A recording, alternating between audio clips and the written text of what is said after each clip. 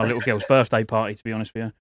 So that's going to be a really weird start because we're live now, and I'm talking about a 5-year-old's birthday party. By the way, which I'd like to add, it was a 5-year-old's birthday party, which I intentionally made sure that we booked somewhere that had a bar.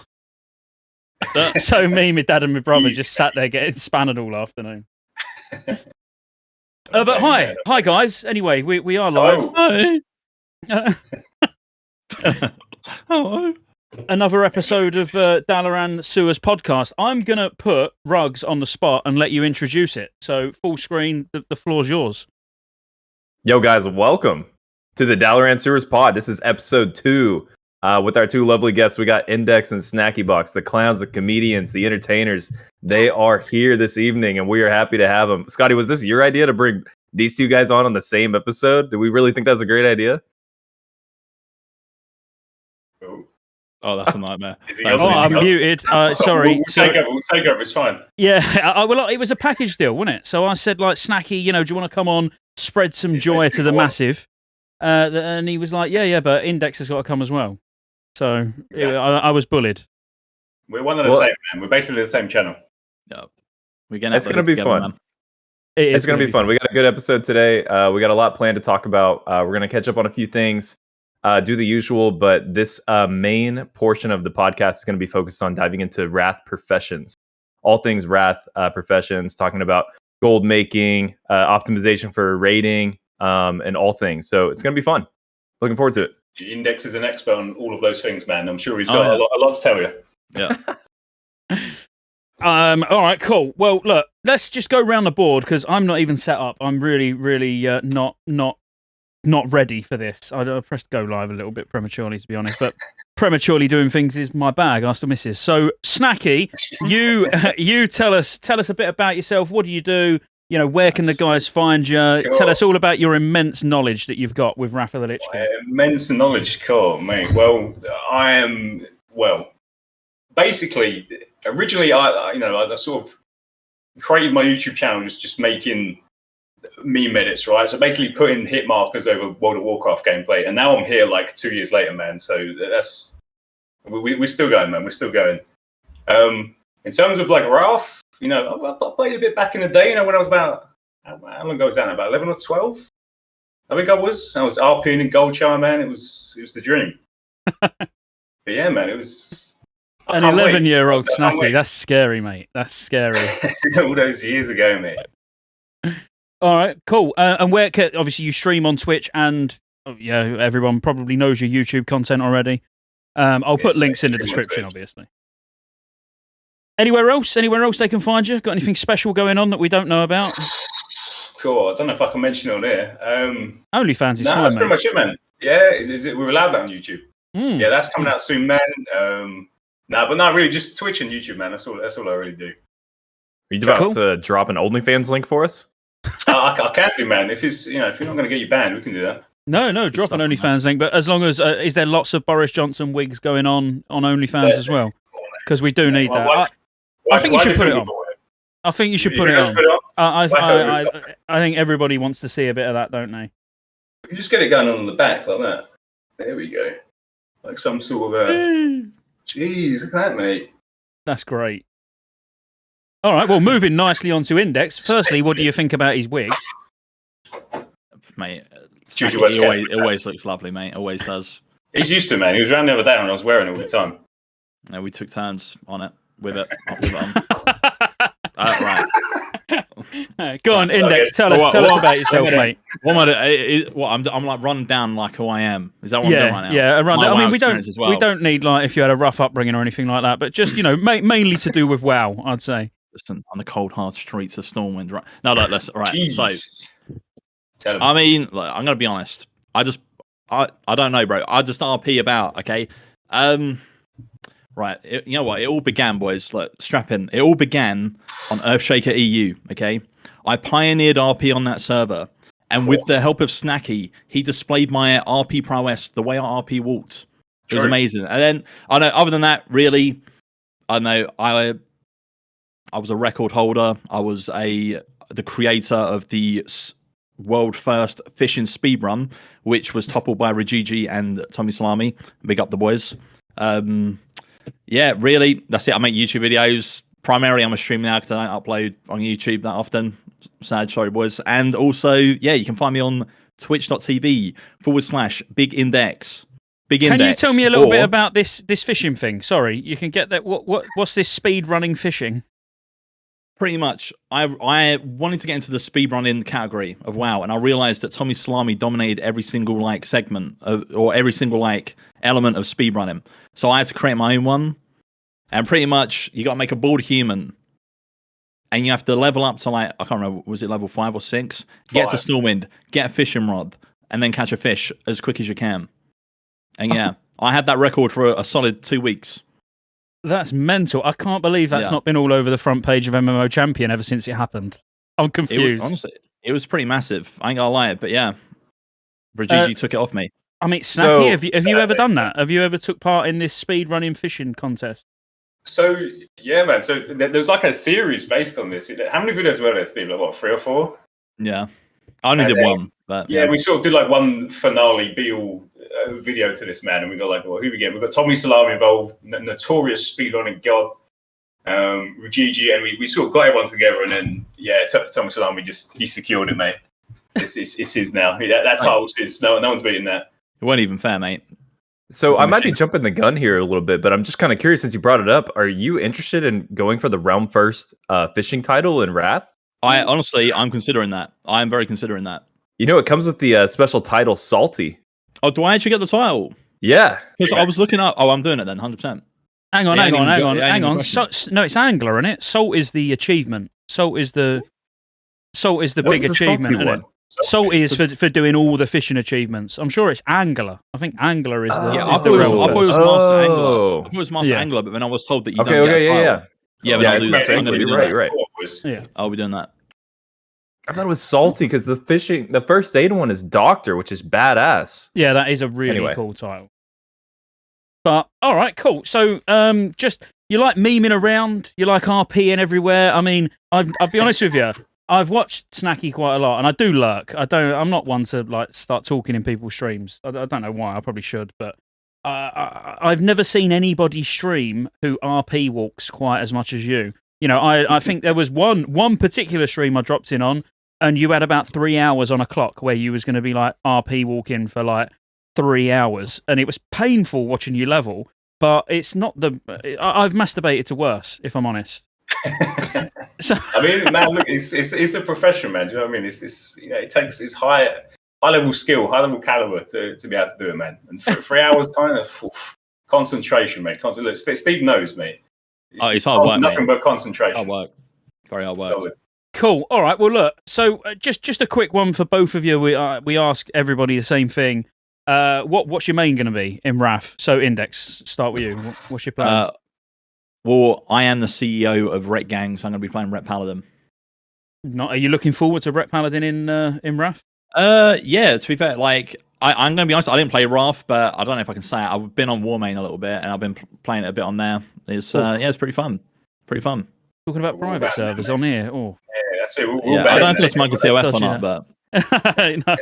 It's way too late for that. Yeah. We've all streamed Warmain and played on Warmain for far too long to worry about talking about it. Oh dear. What about you, Snacky? What are you going to play? I don't know, man. I'm torn. I'm playing Warlock at the minute, but back in the day, I was jumping on the Frost DK. So I'm not too sure, man. I'm just going to kind of see what happens in pre-patch, and then I don't know. I'll flip a coin or something. We'll see what happens, man. So a genuine question, do you guys? I know because you do a lot of like fun streams and fun YouTube content. You know, it's more than meant to be informational or anything like that. It's meant to be easy to watch and you're just having a laugh. Do you actually have a main, as daft as that sounds, or do you just flick between lots of different characters? We do, yeah. So we was big on classic. We was raiding all throughout that, and I was a warlock, and then Steve was a rogue. And then we got to TBC and we played up to phase 2, and then when SOM come out, we sort of jumped on that, and then that sort of just crash and burned in it. And then we've come back to TBC now, and now we're just playing catch up a little bit. And you're a warlock, aren't you? You're doing a lot on a warlock at the moment. Yeah, man. See the corruption main. Press just one button and the top DPS easy. That's what you want. Definitely. Yeah. Rogs, you got anything to ask the lads? Oh, go on, Index. Go on, mate. No, I was going to say, like, because in the Classic, I played Rogue, and then I swapped to Rep Paladin in, like, around the AQ phase. And then, I don't know, because I was kind of done with Raiden at that point. And then I was wanting to enjoy myself. I still played the Rogue because my guild didn't let me play Rep. Feels bad, man. But then, like, I don't know. And then in TBC, I'll play Brett, and then I'll switch back to Rogue a little bit. I think I'm a masochist because I like people insulting me for what I'm playing. It's kind of weird. I don't get any groups as Rogue. It's actually kind of rough out here, man. But yeah, so I'm going back on the Rep right now. Literally fresh information right now. I'm back on the Rep. He's Rep Gang. Yeah, Rep Gang. So I have a question for both of you. Yes, man. And this seems like a simple question, but I think we all play the game for many different reasons. So what is the one thing that you two are most excited for Wrath Classic? Fishing achievements. Walking around Northrend. 100%. No, but back in the day, man, I tried to get turtles all the way down, and I never got it. And I tried to farm it for so long, and I never got it. And literally, that is just all I want now. And then I've completed it. I'm done. I can put the game down. That's all I want to tell, man. To be fair, I think achievements are a good little bit of like completionist content. So I think it's pretty fun. And there's always something to do, isn't there? You know, as somebody who streams, exactly. You know, you've always got something to go for. And some of it is fun. I mean, yous will make it more fun than most, but, you know, you'll be able to make some fun content out of going back and getting even stupid things like old dungeons that for some reason didn't count, you know, when it ticks over into the pre-patch. You can do some weird stuff to make it amusing. Definitely. Yeah, exactly. I am like a Naxxramas gimp, so I actually really enjoy doing Naxxramas. I'm still in Naxxramas to this day. I'm trying to get an Ashbringer for my Paladin, man. It's rough out here, and I'm looking forward to doing the Nax achievements in Wrath. It should be pretty fun, like the Undying and stuff like that. How many Paladins you got? I only have 2 at the minute. I was going to make a third one to try and get it, but I'm going to be hosting. Hey, look, by the way, boys, Earthshaker EU Index Pugs is coming soon. I need carries for Ashbringer. Just a quick little drop there. Thank you. Yeah, but normally you should be the one making the group and advertising that you're going to carry people, not, by the way, I'm making groups and you're all welcome to come and carry me. Yeah. I mean, look, I'll get a video out of it, maybe. I don't know. So it's a win-win for me, but yeah. But look, guys, I'll appreciate it, okay? I need a boost in Earthshaker EU, okay? Thank you. I started on Earthshaker. What's this behavior? Did you? You Earthshaker gang? I started on Earthshaker before I moved to Mirage, yeah. Like, as soon as, like, Classic 2019... Yeah, my first character. Mate. Well, my first was Earthshaker was sick, man. I was at Degenerates. Really? You and Degens are? All through Blackwing Lair and AQ, and then moved to Mirage. Earthshaker's sort of like it's come back now, isn't it? I don't know. It was fine when I left. I'll be honest with you, it was good when I left. But then I heard it went downhill. But I only left purely just because you have seen how I stream. I get smashed, and like being on a PvP server, not ideal for me. Normally, I can't move my character. I'm trying to bring it back. We need number 1, mate. I might come back to Earthshaker. I've got characters on Earthshaker. I've got a couple of 60s, but nothing at 70. Let's do it. You want to come to a Nax on Tuesday, mate? Yeah. I've got a holy paladin in full. Well, yeah, full AQ. Perfect, mate. Yeah, I'm there. I'll carry it. Don't worry. I've got you. Nice, cheers. All right, cool. So they're the introductions. I think everyone knows who we all are now. Rugs, do you want to sort of take us through the news before we get into the actual real Wrath stuff? Yeah, and funny you bring it up, Scotty, because the first bit of news that we have is it looks like the beta is going to be starting sometime soon. We had an interview with Holly Longsdale where she said that the beta should be coming in about 2 to 3 months. And we've already data mined that the login screen and everything for it has already been discovered on the back end. But Scotty, don't you have some hot take about this 2 to 3 month window? I'm pretty sure you had a new video that came out, right? Where you're making some hot take where you think she misspoke and that this is supposed to be 2 to 3 weeks? Misspoke or misled, one or the other. Dream, mate. We can dream. Yeah, 2 to 3 weeks. I'm praying. Yeah, well, I think it will be end of May, beginning of June, and purely because never, like, you know, we're talking Classic. When Classic WoW went on the CDN, we was in the beta within 4 weeks.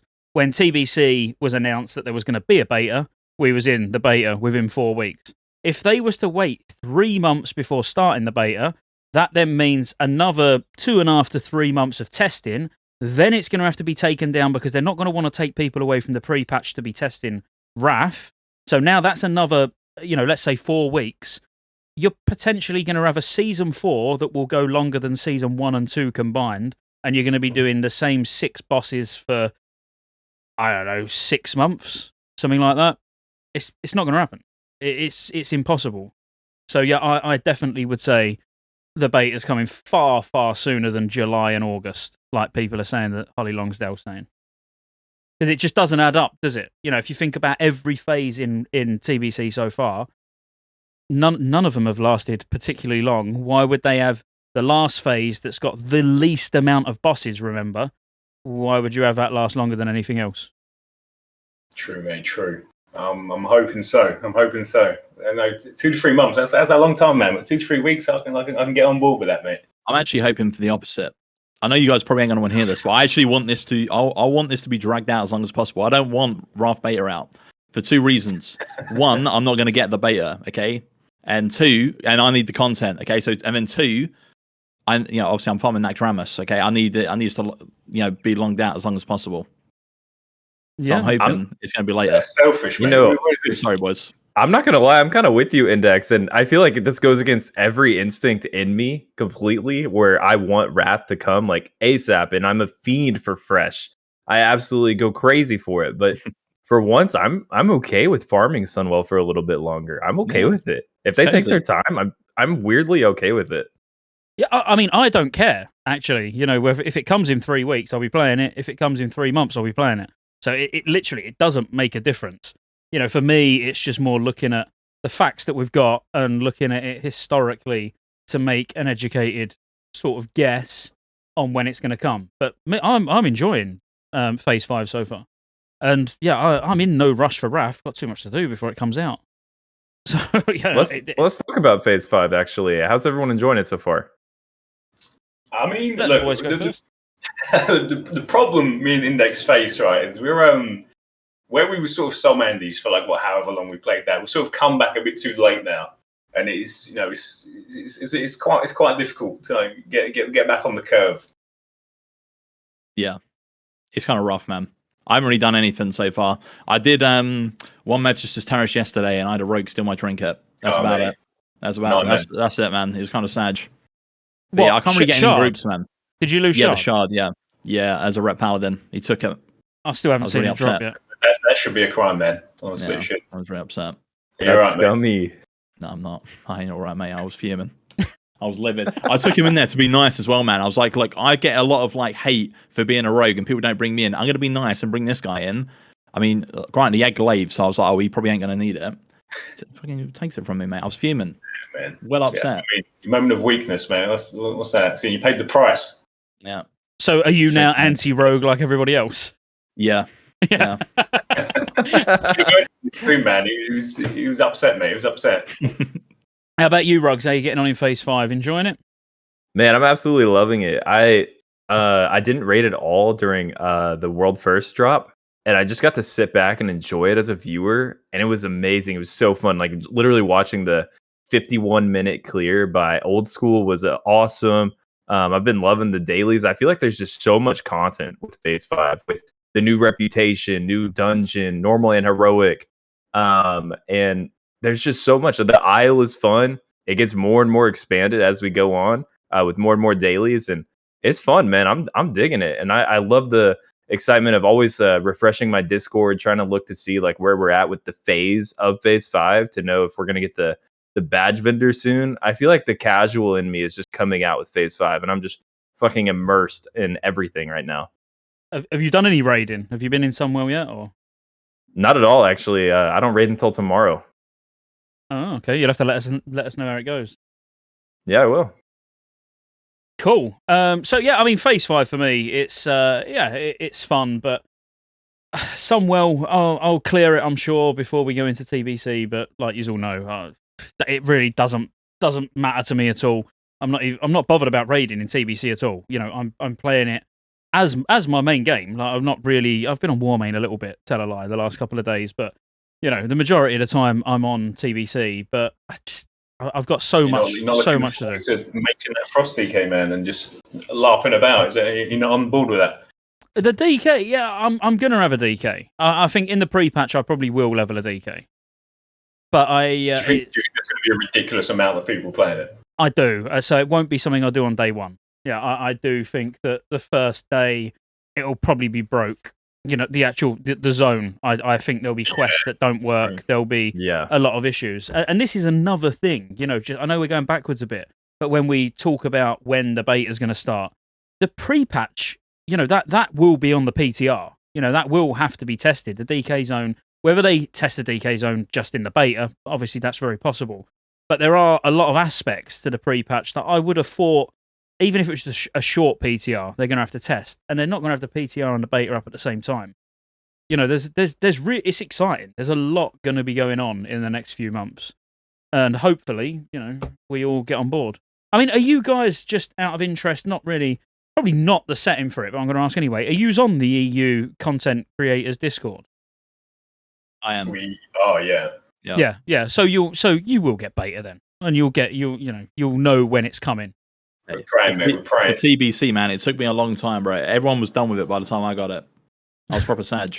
You was on for the last day before it went down. Yeah, pretty much. Yeah. Cool. Nothing, mate. You should be grateful, mate. Yeah. One day more than others. Yeah, I mean, I guess, but like, you know, come on. Damn, man. Index is so ungrateful, man. Anyone from Blizzard watching right now, Blizzard, I have never said anything bad about you. Please give me a beta key. Thank you. So, sorry, can you say that but with a bit more meaning now it's on full screen? Blizzard, I've never said a bad thing about you. I always said that you're a really good company. You always steer the game in the right direction. Can you give me a beta key? It's true. Please. That's beautiful. That's not a liar. Honestly, that really, Christ, that's brought a tear to my eye. That was absolutely fantastic. Thank you. I'm with Index here. Please, Blizzard, I love you. I've never said anything bad either. Like, I'm right there with you, Index, dude. I've never had a beta access to anything before in my whole life. Can I just say this is a podcast? This isn't like some sort of pledge to Blizzard to try and get beta keys. We can clip it. Just happened. We can clip it and ship it. We probably know someone. It was funny with Index, but now it's getting out of hand. It might be, yeah. Go on. You might as well, Snacky. Everyone else has done it. Go on, mate. Okay. Well, Blizzard.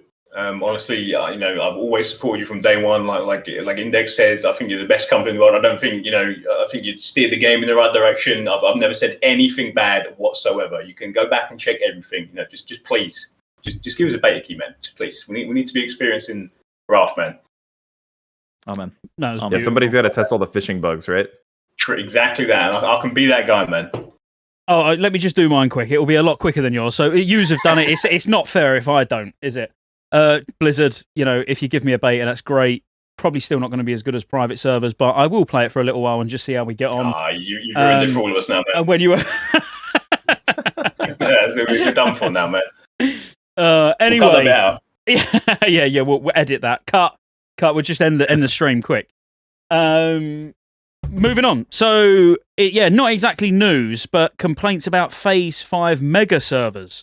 So this is, I know none of us play on mega servers, but some general thoughts on it would be interesting. Actually, I do. So, we do. You do? Yeah. Okay. Yeah, I'm an Earthshaker at heart, but I play on Firemore at the minute. Oh, okay. So everybody... I've got an opinion on it as well. Well, everybody's been saying how amazing it is and how everybody should play on these mega servers. It's like, oh, what server are you going to go on? You should go on Firemore. It's BIS. This is where you want to be. And now that, Phase 5 dropped and there's 4-hour queues, everyone's crying on Reddit. So as you play on one Index, go on, what are your thoughts? Honestly, I got to say, I think that's a load of bullshit, man. Mega servers are nice for getting insta queues, but it kind of goes against everything in Classic, in my opinion. There's no it's not community based. It's not community driven. I don't really like that. I liked Earthshaker because I recognize people when I was hanging about Stormwind or IF or something. Firemore doesn't have that same thing, but yeah, I agree with the queues are going to be ridiculous. That's probably I might be going back to Earthshaker for Rough. Earthshaker cool. gang, mate. Wow. Gang. Where are you, Snacky? Are you on Earthshaker? My hunter is. I'm on the same server as Index. We're both on Firemore. Oh, okay. We just went on there because at the time when we moved them over, Earthshaker was like completely dead, man. There was like no one on it, like whatsoever. It was bad. And now we're sort of, we play in the morning. Well, I play in the morning, and sort of Index gets on at like what? You get on like 2, don't you? Mm-hmm. And the queues are fine, but if you do sort of log in at like 5 or 6, it's game over, man. You ain't playing till the next day. Yeah, it's bad. That would do my head I in. play. What are you? Yeah, I was about to say, Ruggs. Where do you play? Yeah, I play on Benediction, which is the second largest server ever, right behind Firemaw. And I actually haven't ran into any queues.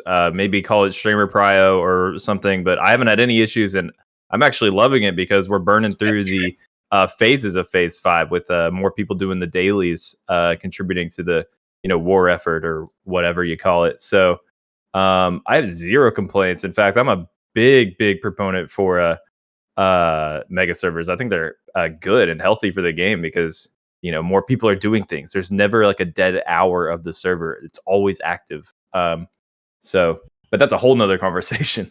Yeah. No, I don't get me wrong. I do. Well, I don't plan on. Is it a mega server? Is Whitemane US West a mega server? I mean, it's a very busy server.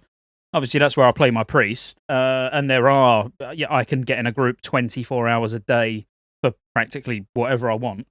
And I've not been in a queue on it, but I mean, is Benediction a mega server? Is it classed as a mega server? In comparison to Firemaw, I don't know what the populations are, so I don't want to say too much. Yeah, so I actually pulled it up just to check and make sure. So Firemaw, it looks like it's sitting around like 33,000. Benediction's at 27,000. Next highest would be Fairlina at 22. Yeah, so similar, but it's crazy to think that the difference in population between Firemaw to Benediction is an entire decently populated private server. A private server with 5,000 is a booming, like an absolute booming population. But we need 33,000 to be able to make a busy server. That's mental, really. Cool. All right. So no, yeah. I mean, what would you, if you was to just recommend? So you've got someone who's just come back to the game. I think that's more the point. Would you recommend them to play on a? We'll go round. So we'll start with Index. Would you say, if you want to experience the game in the way it's to be experienced, go on a mega server, or would you say go on just a decent population? I don't know. I've actually had people ask, and honestly, I don't even know. Like, I don't know, man. It's hard, man. I feel like Blizzard need to do something. I don't know what they can do, but like, I feel like having too big of a server kind of just, I don't know, it makes it too retail-y in my opinion. I don't know. Like, I don't really know a lot of people. Like, obviously, it is really nice being able to get instant groups. I can't lie. Like, it is really nice. But then again, I don't benefit from that anyway because I'm a rogue at the minute. So it's kind of, I mean, I literally don't even see the difference. But like, it is nice. It is really nice. But you don't get that same community as you do like on even like a 10k server. Like, I think 10k is like a really nice number. Like Earthshake used to be sitting around that, like, and it was like 50-50, like, I think on Nax patch or just before Nax came out, and it was really nice. But like, I don't know, man. Honestly, I actually don't know. I mean, I don't know. I'd say I'd recommend leveling up on like Firemaw or something, getting all your groups in that, and then transferring over to like another server like Earthshaker or something for free. Well, I'm guessing for your self-esteem, Firemaw's probably not doing a great deal because all you do is get rejected even more. It's rough, man. It's rough. I post like messages in the Discord, like asking for like guild recruitments, and everyone just kick W's me. It's messed up, man. It's messed up. It's bullied, man. It's not fair. What about you, Snacky? Would you recommend people to go on mega servers or? I mean, I'm sort of Index, man, because it's like instant queues. It's like really populated. It is nice being able to just like go on a sort of like any time, and you see people. But the downside is you don't really look. I miss like back in a regional classic, being on Earthshaker, where you walk in like to Stormwind and you'd have all the people you recognise and that. Like you don't have that on like Firemaw. So it depends. I guess it depends what matters to you, man. If like the sense of community matters to you, I'd say like no. But look, I'd say probably no. Yeah, we're Index head, man. Just I'd say start off with like Firemaw, get your character going, and with Wrath around the corner, man. Just once you've got everything and you get it up a little bit, just I'd say get off. Probably go on like a smallerish type server, like Earthshaker maybe. I don't I don't see the sense of community that y'all keep talking about. To me, the community is dead and has been dead. We do everything that we can to remove community engagement at every corner. And I'm for it too, because it usually means we're going to access something quicker. It's going to be a shortcut to getting the things that we want in the game. So there's no sense of community. In fact, I would do the exact opposite, encourage everyone to just go straight on the mega servers, stay on the mega servers. That is where you want to be. That's where all the action is, all the activity is. If you go to any other server, you risk the chance of that server just dying because everyone's going to go to the mega server anyway. If you transfer off the mega server, you'll never be able to transfer back, or at least there's like a 3-month wait time. So, nah, man, go to the mega server and stay there, man. This is where it's at. It's the big city. It's popping and it's always alive. It's huge. It's great. Until Ralph comes out and you got to queue up for a month. This stream was sponsored by BigServers.com by Rox. Cool. All right. Well, look. I mean, there's not been much news other than that. To be fair, it's only been the main thing was about the beta and when it's going to start. So let's look forward and let's actually talk about Wrath. What people are actually sat here probably wanting to hear about. So I'll tell you what, Ruggs, you probably are definitely going to be the best person to start off with this anyway. So let's have just a brief conversation around the table about professions, like general professions in Wrath. Are they overpowered? Like, are individual professions overpowered? We know everyone says, engineering, dual crafting for everything. But when you actually then weigh it up and you look at everything, like, is that the case? So just a bit of an open discussion around professions, and you kick us off, Ruggs. Sure, man. I think just in general with professions and Wrath, I think Blizzard, from a developer's perspective, I think they did a great job. They made sure that they didn't just have gathering professions just continue to be gathering professions, but that they give something. Mining gives you stamina, skinning gives you crit, and herbalism gives you a heal over time.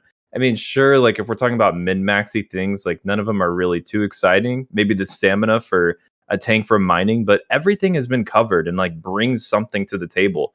It's pretty good. And even one of the most useless professions in my eyes in terms from a min-max perspective can be Inscription. But Inscription is probably the biggest gold making one. It has the highest potential for the amount of gold that you can make. And it brings to the table the Darkmoon cards, which people have to have them. So everyone is bringing something to the table. Of course, like jewel crafting and engineering are going to be phenomenal. Probably BIS for almost every single class in the game. And considering that, like, do I think they're overpowered? Maybe a little, but I love it. I think Wrath Professions is really like a pinnacle or a peak even for a Wrath or profession philosophy and how it should be done moving forward in all expansions. It was a good model of how professions should be. Yeah. So I mean, Snack, you're in Index, like whichever of your, when it comes to professions, is there anything, from, I don't want to call you classic Andes, but you know what I mean? You've not spent a great deal of time on Wrath private servers or whatever. So is there anything when it comes to professions where, I don't know, you've got concerns or, you're not sure what you're going to go yourself? I mean, like, what are you at the moment? Is it something you're going to continue on into Wrath? At the minute, I'm just... Oh, go on, Nate. Go on, you go first. Go on, mate. I'll allow it. You sure? You ain't going to moan at me off stream, are you? I feel like doing that. We'll talk later, mate. We'll talk later. Right. Pretty much, at the minute, I'm just like mining engineering. I mean, that's what I am. Like, and I don't even do anything with engineering. Like, I took engineering so I could bang people in PvP, but that's about it. Like, I just sit in mana teams on my rogue at the minute, mining away and making some gold. That's all I can do, really.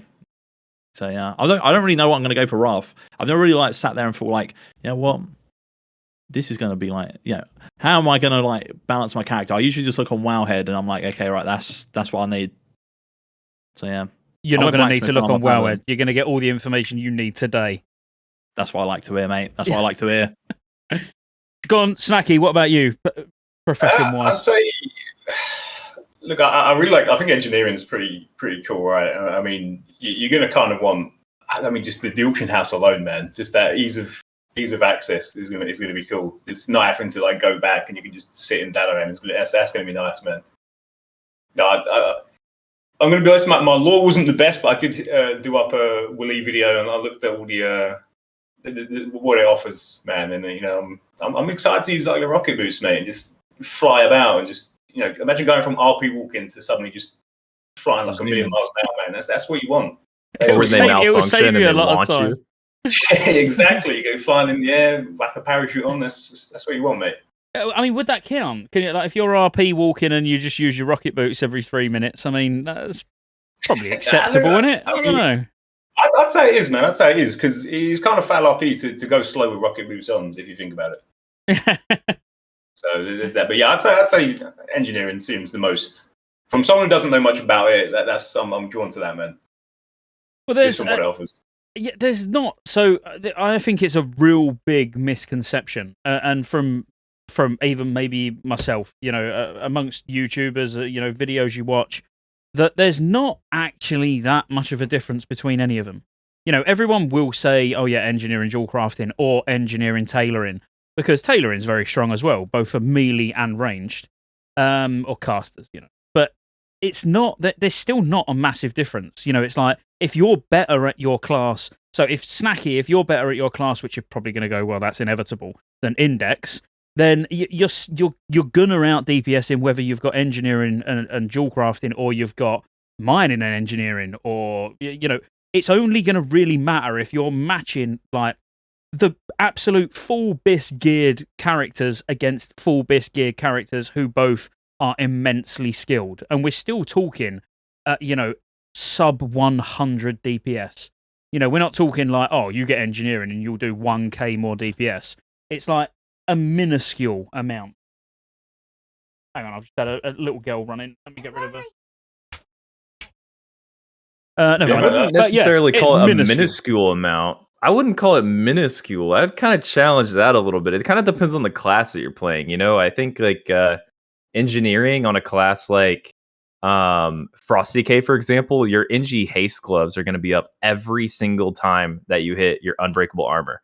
They both share the same 1 minute cooldown, and that's great. Like that, that's how DPS works. You want to stack your cooldowns up as much as you can, and it just plays super, super well. So I think like if you have like a noticeable chunk less gear than a DK that has a lot more gear than you, but you know how to play the rotation right, and you have engineering and just the little things, you're gonna out DPS that guy. Yes, of course, there's like a skill gap in what we're saying. Yes, you can definitely like outperform people with better gear or with worse gear, but I do think professions make a bigger gap than what Scotty leads on to. I would disagree with you there. Yeah, can you still which like is fair, cheese AoE with like sappers? Like yeah, you can still use sappers. Yeah, there's better sappers. Yeah, thermal sapper charges. Yeah. But in terms of average gain, then if we put it like that, the haste enchant works out. I think it's like 63 haste rating is what it works out to, around that, in the 60s. Across an entire fight for a specific use case. Because you could say the same for if you was to use Tiger's Fury as a druid. It's on a 30-second cooldown, so technically every second Tiger's Fury, you're going to more or less fill your energy bar and get the haste. So it's not, but how much is that really going to make a difference? A few hundred haste versus, let's say you didn't have engineering and you went, I don't know, alchemy. So you're going to get like 47 attack power. 47 attack power all the time versus 63 or 67, whatever it is, haste some of the time while your cooldowns are up. I would 100% argue that the gap isn't going to be as big as people think. Like I said, it not where you're going to go, wow, that guy's got engineering, he's done 1k more DPS. We're going to attribute that to the glove enchant. Do you know what I mean? Yeah.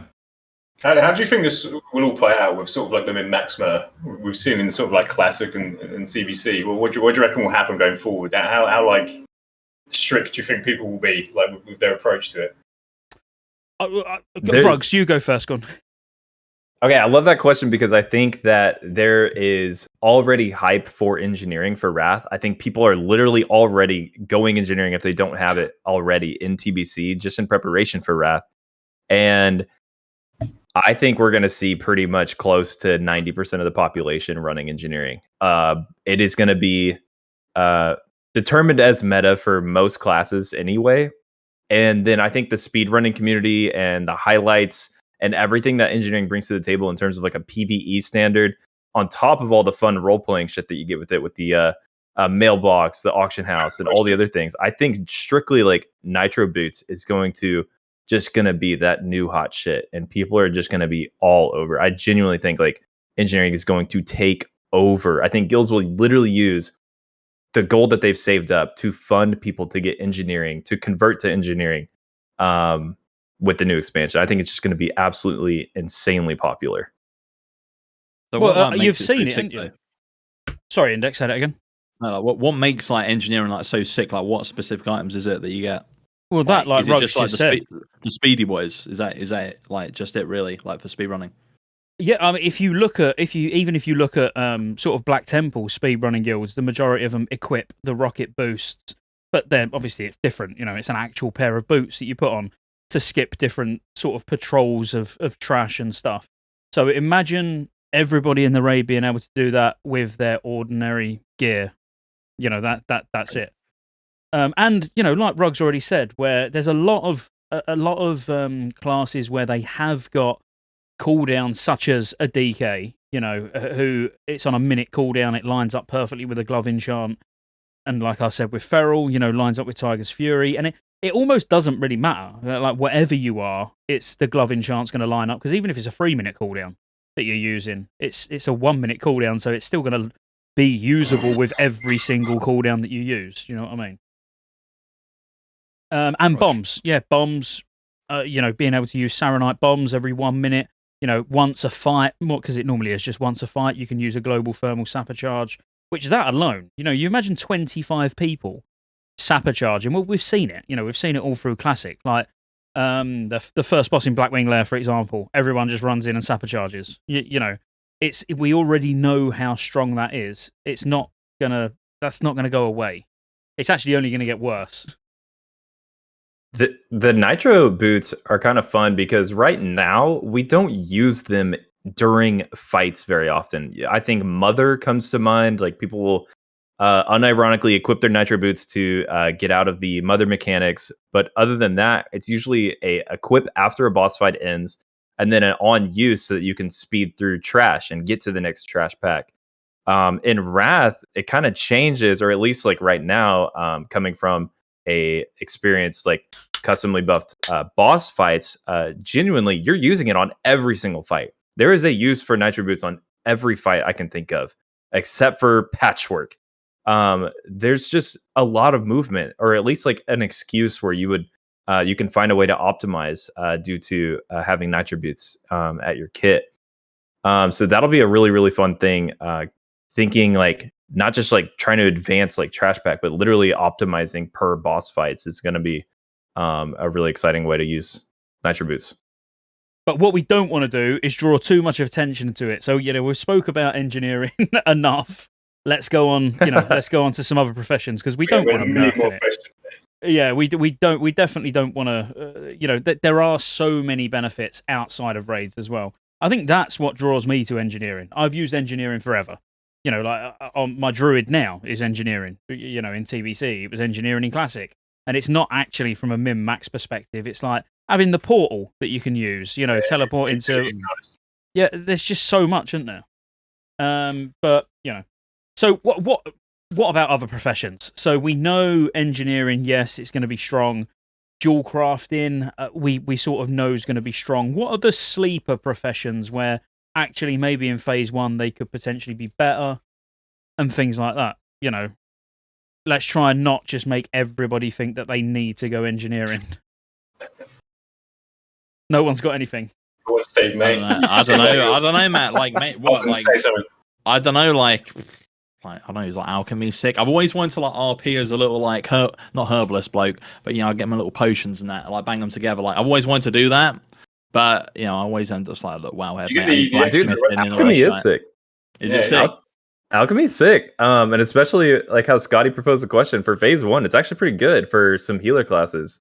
It has its own unique couple trinkets, and one of them in particular has haste flat on it, which is super good for things like your Holy Priest, Resto Shaman, Resto Druid, who are kind of looking to get haste anywhere that they can to hit their caps. That trinket's like phenomenal, arguably BIS for phase 1. And if it's not going to be used as BIS because you don't have mana issues or if you don't have haste issues, then you'll replace it with anything else from Nax. But Alchemy is pretty sleeper strong in phase 1 for sure, and of course it's going to be a great money maker. It's going to be awesome for that too. Right.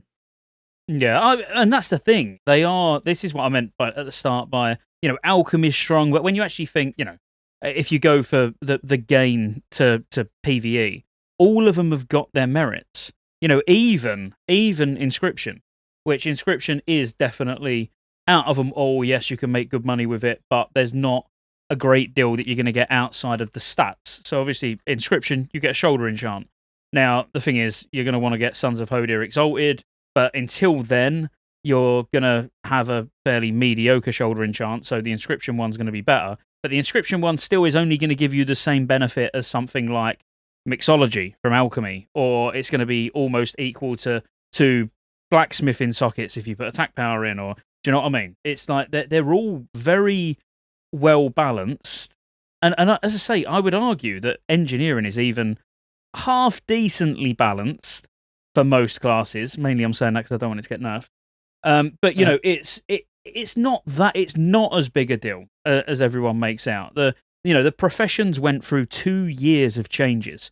If we went in with 3.0 professions, all of them are going to be fairly shite. Like even the haste on gloves for engineering got buffed from 10 to 12 seconds. The fur linings for leather working were pretty poor. They all went through changes to the point, Blizzard at 3.3.5, when we was all farming Ice Crown, Blizzard must have thought, actually, these professions they're balanced. That's how they want them. So why would we want to change them now? Scotty, let me poke you on that for just a second. Do you actually think that there's a concern that they could nerf engineering? Well, it was brought up, wasn't it, by Josh from Countdown to Classic on a podcast. Fucking Josh. So he said, is there anything that's going to be done with engineering, blah, blah, blah. So let's face it, I never, ever, ever anticipated making changes to drums in TBC. It was only because all of the people that don't really understand what drums are started complaining about them, and they didn't even know what they were. To the point where we've got drums in their final state, but with tinnitus now, which is, again, it wasn't, that they was fine. It's absolutely fine to have a profession that just brings a tiny little bit more. You can only have things so balanced. If you're worrying about professions and balancing professions, fuck that. Try and balance the classes. Like put a little bit more effort in. And in TBC, we wouldn't have it so Warlocks can press one button and absolutely annihilate meters. We wouldn't have specs like Marksman that's just not playable in raids. We would, all of that. We wouldn't have Druids using Wolf's Head Helm. So how can you say we need to fix professions when they make such a small difference in comparison to class balance? That would be so fucking leave engineering alone. All right? I want it as it is. Do not change it. Man, you're bringing out the no changes in me, man. When you talk about removing my Wolf's Head Helm, like, don't fucking touch my Wolf's Head Helm, bro. Yeah, dude, but, whoa. But what about? So it's going to be changes. You're going to be upset. Yeah, minor, really minor. So let's say Wolf's Head Helm in TBC, Wolf's Head Helm was taken away, or it didn't work over level 60. But Tiger's Fury worked like it does in Wrath. So you got energy from Tiger's Fury. So now Tiger's Fury is actually a useful ability. That's what I mean. It's like they listen to Reddit, they listen to people who say things are wrong and we don't like it because all the private server boys, they like the way it works.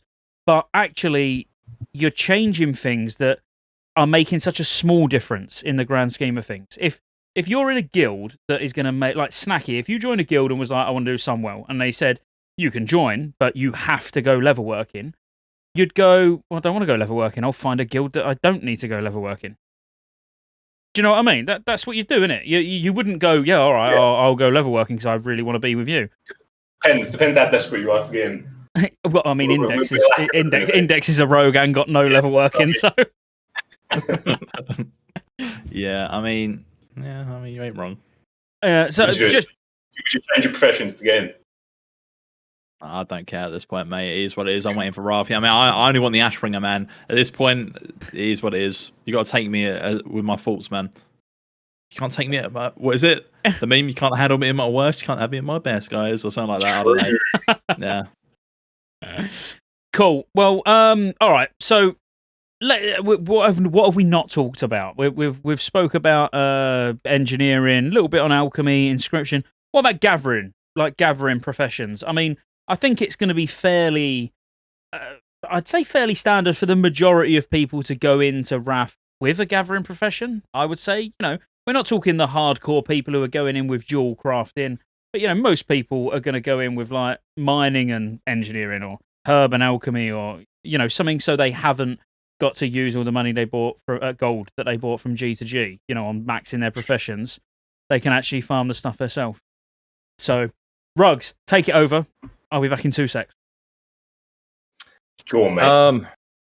Geez, so we're talking about gathering now. I mean, so I think a lot of people will be going into Wrath with mining. I think mining in terms of gathering professions actually brings something to the table, and I think it's with the tanks. The stamina is there that's actually useful for you. Arguably, BIS, it's the same as having enchanting. It's a little bit less. Say again? How much extra stamina is it? 60 extra stamina. 60. Which I think is only 3 less stamina than what leatherworking could give you as a tank. It's the exact same amount that enchanting gives. So in terms of min-maxing, you can run mining on a tank and it's fine. You'd be missing out on having something like engineering.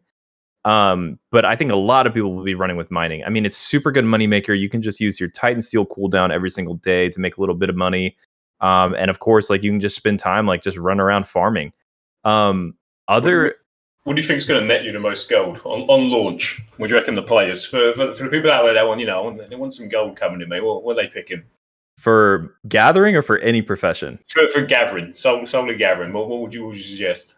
For gathering, the most money you could possibly make is 100% in herbalism. 100% herbalism, and the reason for it is because eternal life farming, which you can get from herbalism as well as farming the elementals that drop crystallized life, that kind of stuff. The eternal life sell for a fortune, and it's all because of the Dark Moon cards. They're a vital, part of the recipe for making Dark Moon cards. So eternal life farming is going to be a huge moneymaker. So herbalism with inscription is going to be huge, but even if you don't have inscription, you just have herbalism, it's going to be crazy. And that brings up another point.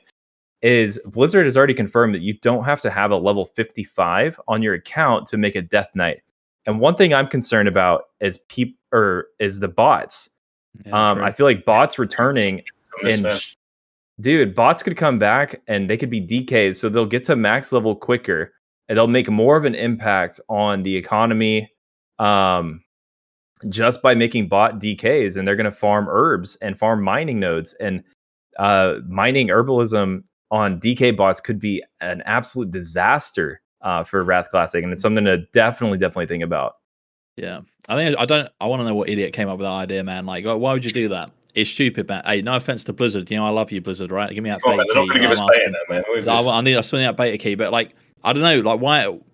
It's beta and people are going to bot that. It's ridiculous. What are you doing? It's kind of weird to me, but Do you think they'll change it? No. Potentially. Yep. I don't know. Could you not see that? I don't know, man. I don't know what I believe with Blizzard anymore, man. You lost faith, mate. You lost faith. Yeah. Well, no, man. As far as professions going now, I'm a little bit out of the loop, but I'm going to be chasing that gold at first, mate. I think need to line my pockets up, mate. Especially if I'm on fire, man. GDKP more. If you're a big goblin and you want to make the most amount of gold possible, herbalism, inscription in like phase 1 of Wrath might be the most lucrative profession combination I think I've ever seen on any expansion. Inscription phase 1 is going to be bonkers because Dark Moon cards will sell for a fortune. They will sell for an absolute fortune. So running that combo will make you so much gold. It's going to be crazy, dude. How does it work with crafting them? There's an sorry, I'm out of the loop. There's like an RNG element to it, right? There is RNG. A little bit. Well, there's a lot of RNG with a card, yeah. The craft itself is super expensive. As a rogue main, if you wanted to go in as a rogue main, I mean, Herb Inscription would be amazing because you can stealth farm the herbs, and then even if you've got 15, 20 minutes before you go out, you could just quickly do a stealth run in in Drakfaran Keep or Gundrak. Get a stack of herbs, mill them. And then, I'm not saying you're going to be able to make a card in one run, but just whenever you've got a couple of minutes, you can just do a couple of stealth runs, leave your rogue outside the instance at all times. Heads up. Yeah, and it's easy. But RNG wise, it is horrific. Go on, Rugs, because I interrupted you. No, yeah. So RNG wise, it's pretty awful. I had a buddy. So the craft itself is extremely expensive because of Eternal Lives being extremely contested and just a high price if you're going to buy them raw off the auction house. So the craft is super expensive. And then like when you craft it, you have only like a small chance. I think it's 20% chance, maybe 15% chance of getting a Nobles card crafted. And that's the deck that everyone wants because all the other decks only sell for about, 1,000 gold. Meanwhile, the Nobles deck will sell for 20 to 30, maybe even 40,000 gold. How much depends on what's mat cost? Say again? How much is like the raw mat cost to craft it? Ooh, I wouldn't know off the top of my head, but a couple hundred gold typically on a fresh server. And so what happens is I had a buddy once who was running Herbalism Inscription, and he would farm up a ton of mats. Like I'm talking, he would spend all day and night farming, and then he would turn on his stream and just craft like 20 cards, and we'd watch, and it was literally just like watching someone play a slot machine. And every single craft, you're just like on edge, like praying for a Noble's craft, and it's pretty bad. It's really pretty bad. fun. I kind of like the idea of that. It is fun, and I can put it into perspective. So when Synergy launched about a year ago, or just over a year ago, I was the scribe that was making the cards, and there was me.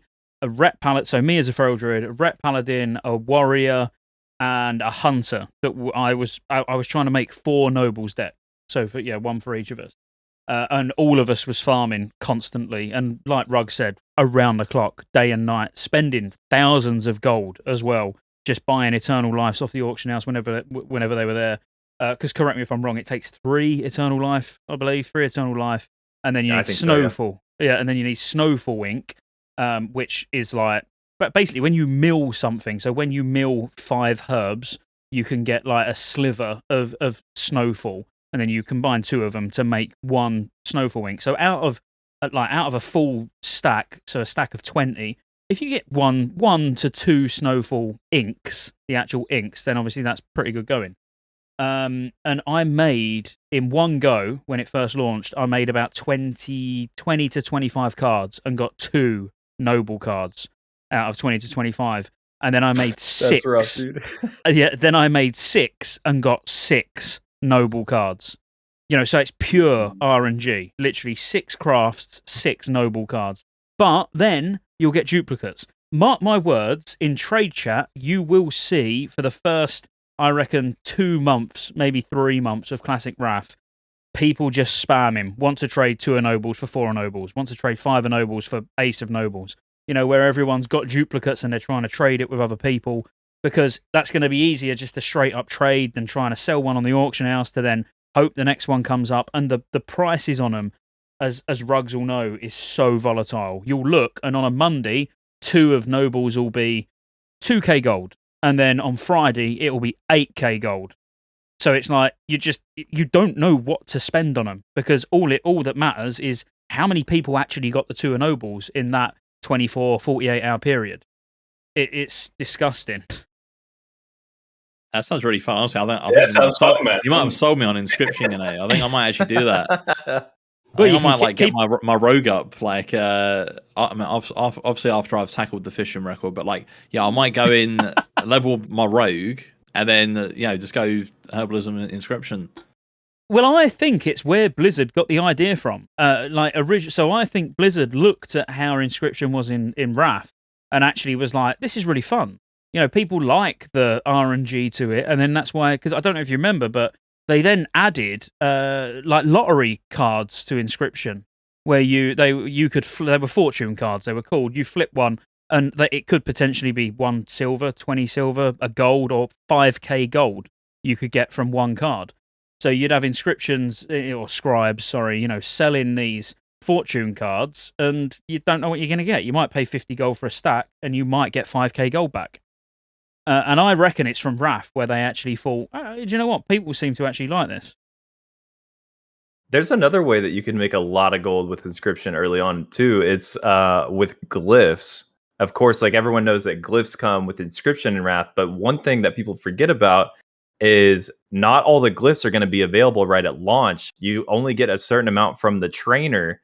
The others you have to discover, and the discovery has a cooldown. And so a lot of times these scribes will do, they'll use their cooldown, try to discover a new craft of a glyph. And if it's not a super expensive one, then they just get like a wasted day. But if you are one of the lucky few who get something super niche that's biz for a lot of classes, I think about like Glyph of Obliteration for Frosty K. I talk about DKs a lot. So that one is like mandatory. You got to have it. It's a big glyph, does a huge portion of your damage. Like that's a big deal to get that glyph. And if you are the only scribe to get that crafted, then you can sell that for a big premium. Sounds good. Big premium. You're selling on this, man. This is what I want to go for now. Mm-hmm. Yeah, I think it is a fun profession, and you can make a lot of gold. And exactly what Ruggs just said. You get one of those big glyphs, that's it. You're sorted. You'll make so much gold in a few days. But then obviously population is going to depend. So if you're on Firemore, that's another bad thing about mega servers, really. Isn't it? On day one, you're probably going to have every glyph available because there's just going to be that many scribes. Whereas on a normal sort of populated server, there could be days between getting those sort of glyphs where people will pay 200-300 gold for one glyph, which is definitely that's not out of the ordinary, is it, Rug? Like a couple of 100 gold for a glyph. Exactly. And then normally, like if you have a bis glyph, but it comes from a trainer, you'll spend like 20 gold. 20 gold one time, you're done. That's your bis glyph for the entire expansion. But then like you said, like it could be like the first week if no one has, Glyph of Sense Undead or Glyph of, Holy Light or whatever it is that you're going after. If you're the only scribe with it, you can literally sell it for like 300 gold each. It's crazy. Definitely. So, all right. Well, so we've sort of spoke a little bit, a bit briefly over most professions. So now let's think about sort of classes, and I don't want this to turn into what profession should everyone go. But if we was to try and get a nice balance between not necessarily min-maxing, but just using your brain and going right, what would be best for a warrior? We're not talking whether they're tank or they're DPS, whatever, because you're going to have dual spec. So odds are, if a priest is going to be DPS and healing.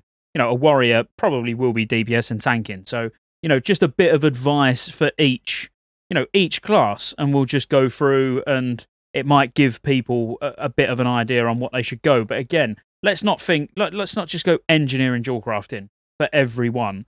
Let's think, well, what's going to make it easier while you're leveling? What can they potentially make a bit of gold from? Because, like I said in a video recently, there's no point min-maxing your professions unless you're really trying to speed run Nax, which I don't even see any glory in. Like, oh wow, you've got the quickest Nax run, great.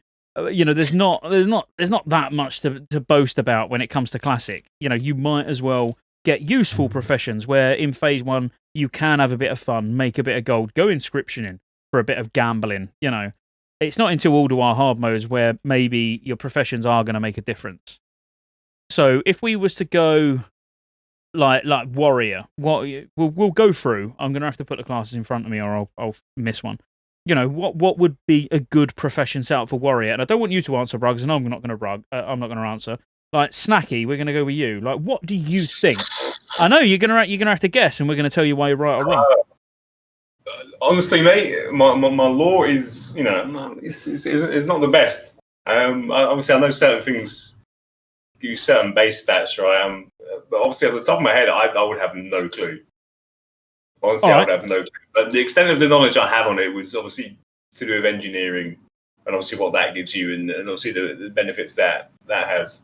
But in terms of like min-max or what's, even just what would roughly be good, I wouldn't even know, man. Well, if you was a warrior, so let's say you're rolling a warrior, you're going into Wrath, the pre-patch is just about to finish.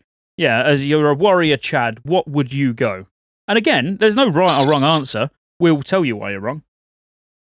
I don't know, probably like if I was to do it, it'd be mining engineering.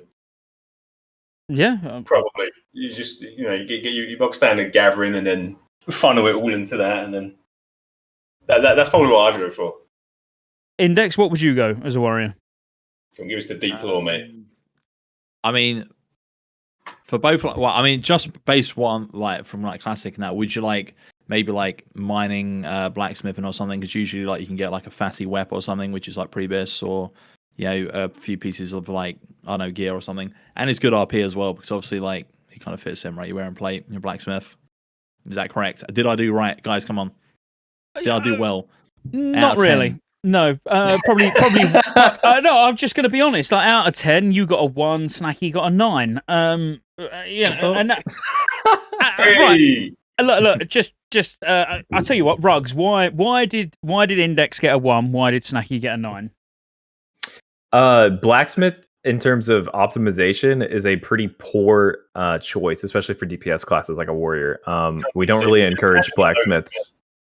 The only time we would consider blacksmithing is if we actually do progressive patches with the balancing for professions. So what we're thinking is blacksmithing is only going to have 2 gem slots available, which is their wrist and gloves that they get extra gem slots in, which is just objectively less value than other professions in the game, unless they choose to give us a scaled down version of other things like jewel crafting. You get 3 jewel crafting gems. In order to balance that, they should have 2 epic JC gems available for us to use, not 3 early on. So blacksmithing would not be a great choice. And then of course, mining only gives you stamina, and that doesn't give you any value at all for anything, not even for PvP. And obviously, just to chime in with what your whole point was, Index, you was like, well, because I'm blacksmithing, I'm going to get to probably make a really decent weapon that's going to last me through, or makes a couple of pieces of gear. The problem is, and it is a problem, really, is that it's all BOE. So you don't actually need to be blacksmithing. It's not like TBC where you need to be blacksmithing to use the weapon. You'll make, Titan Steel Destroyer, which is a 2-handed mace, and anybody can use it. So you only need a blacksmith to make it a weapon, and then you're golden. Could be good gold making though. Could be good for gold. It will. No, it will. And mining, Nice. I think, is going to be the number 1 gold maker, maybe even more than herbalism early on. But that's just because of cooldowns. If we're talking passive gold maker, you haven't got to do anything. Yeah, well, you haven't got to do anything, have you? You've just got your miner, and it just pumps out a Titan Steel bar every day. In terms of actual effort to gold made, you haven't got to even leave Ironforge. Or I was going to ask that, the how I can make the gold with the least amount of effort, because I'm always broke on World of Warcraft. I ain't even joking, man. There's never been a point in WoW where I'm well off. I'm always slumming it, man. Yeah, each week trying to get my consumes. I mean, well, back when I actually raided, now I'm just scuffed. But it is what it is. What would that be? Would that be blacksmithing, do you reckon? Not blacksmithing, mining. And herbalism, maybe, at the same time. Yeah, I mean, me personally, if you just... I don't know. It's a tough one. It depends if you want to put the effort in. Herbalism Inscription would be amazing, but you have to put the effort in to go and herb. If you want passive gold making, then transmute. I would say dual crafting, you want 2 characters. You want to do the Saronite shuffle. So you're going to want a miner, you're going to want dual crafting, you're going to want alchemy. And then that is almost as passive as you can get, because you can just go to the auction house and buy stacks of Saronite and hopefully make a profit on them. That would, for a lazy way of making gold, that would be what I would say. But Rugs? Yeah. No, yeah, I feel like that's probably the best way if we're talking lazy. I mean, there's always the option. To me, like leveling up enchanting would be a hassle, but you do get the freedom of getting to just sit there in Dalaran and just say like enchanting and have that add-on that everyone uses that auto whispers and auto invites people. And then Inscription kind of does a similar thing, because you could just be the guy who just AFKs in Dalaran and you just craft cards for people. They will literally bring you their entire bank account that has been converted into eternal lives and all the mats for nobles cards, and you could just sit there and craft cards for them, and then they'll throw you a tip on top. Yeah, absolutely. Or you could quite literally stand at the auction house buying herbs and buy it all and mill it and then make cards and just hope that you get more nobles than you don't get nobles. It's risky. I wouldn't do it personally. I'd at least go out and farm the life, at least go out and farm eternal life and then buy the rest. But it is an option. But in terms of passive, yeah, the options are limited. I mean, dual crafting is going to be amazing in phase 3. When you can start transmuting blue gems, which cost, by then probably 10 gold, and you'll be able to transmute them to a gem that will be like 100 gold. So the more dual crafters you've got, if you want just pure passive gold makers, and you've got 5, 6 alts, every one of them being mining dual crafting. Mining alchemy. Sorry, I didn't mean dual crafting. I meant alchemy for transmute. Mining alchemy on every one, and you can't go wrong, because you'd have Titan Steel bar to carry you through the first couple of phases, and then come phase 3, you've got Titan Steel and transmuting epic gems. I have a small little tip, and this is for Index, the fisherman here. Bit rude. So fishing can actually get you a ridiculous amount of gold if we get this expected scripting that I'm about to tell you about. The way that it works is in phase 1, we only have access to rare quality gems. Jewel crafters can't make the epic quality gems. Those don't come out until phase 3, the tier 9 patch.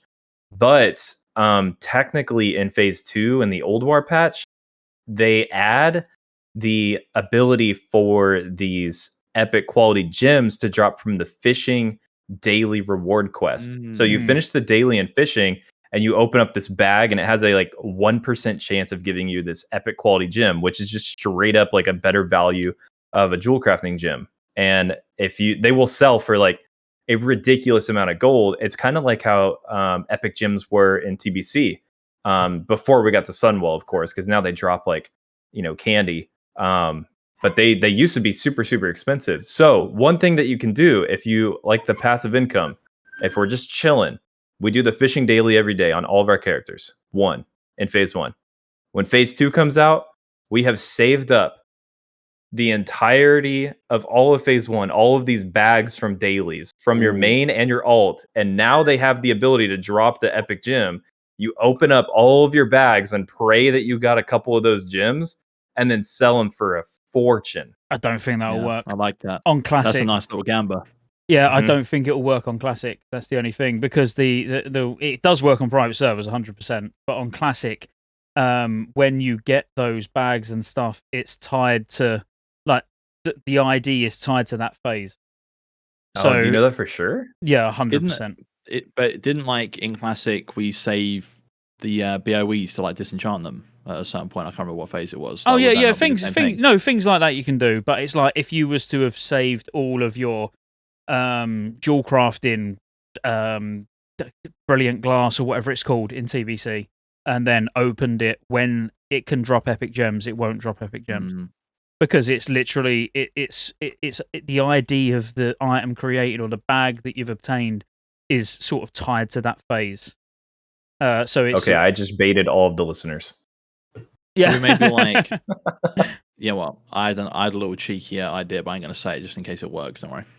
Yeah, I mean, no, don't get me wrong. I'm not saying it 100% won't work, because who knows what they do with the client. But as of this moment in time, that sort of thing wouldn't work. Blizzard, mate. Anything can happen. But exactly, who knows? So I'm not derailing it as a good idea, because it is a good idea. And actually, what Ruggs said about fishing making being able to make ludicrous amounts of gold is 100% fact. And I actually thought you was going to go down a different route with it, though. I thought you was going to go down the Potion of Speed route, because actually every single raider needs people to fish, or they haven't got consumables.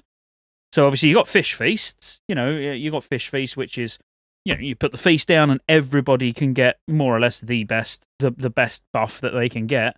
But also it needs pygmy suckerfish to be able to make haste potions. So every single serious raider will be using haste potions all the time, like twice per boss. So fishing, everyone's going to kick off, probably in chat, probably in comments, saying, yeah, but everyone will fish bot. They probably will, but, we can't sort of rule our lives around the fact that Blizzard can't control bots. The fact is, pygmy suckerfish will be in massively high demand. So, to the point where I think if herbs and mines were that contested, actually fishing would be a better gold maker than both of them. It's a bold statement. Could be wrong. It's reliable. No, yeah, it's reliable. Yeah, absolutely. I think you're missing the most important thing about fishing, though, is the Dalaran sewer rat. The Dalaran sewer rat? Yes, mate. Are you going to be one of those guys that stands at the Dalaran wishing well to get the coin that you flip? 100%. When I was younger, I did all of the fishing things, and I managed to get all of them out of the way, and I could never do tails all the way down, man. I got so unlucky with it. Did you actually do the fishing tournament? Did you win the fishing tournament as well? I can't remember. I remember doing so much with it. I don't know why, man. I literally just did all of it, and I remember getting the rat, being in the sewer, just like RPing in there, getting the rat, and then getting all the seals out of the fountain, doing all the fishing dailies all the time. I was big on it, man. I was big on it, but I could never get that mount. And it upsets me to this day. Well, it's really interesting, though, isn't it? That's like the fishing tournament's another one where I know, well, it is profession. We're talking about fishing. It's profession related. That didn't come until quite late on. I don't know if we're going to get that at launch. I can't remember exactly when it came. It might have been 3.2. Around then, sounds about right, 3.2, where the Kalawak Fishing Derby started. And obviously that's where you get your heirloom ring, which is massive.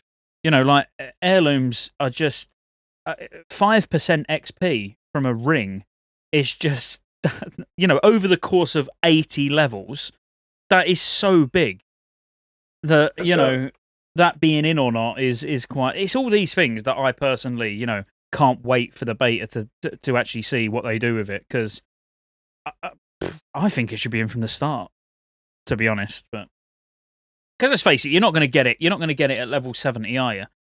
You're not going to have it to level your first character with. That it's still going to be leveled with an alt. So I don't see the harm of it being there. But cool. Did we get any further than Warrior? We didn't. We didn't. We did not. Wait, before we go any further, actually, we need to continue the tangent because we didn't talk about cooking.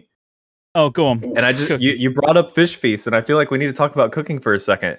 Go on, go for it. Because when I play like a fresh private server, and if I'm like going for realm first, or even just like in a guild that like wants to do like semi-hardcore, one thing that we consider on top of like the list of millions of things that we have to do with a fresh launch, and we will do with Wrath Classic, is figure out who's doing what cooking recipe.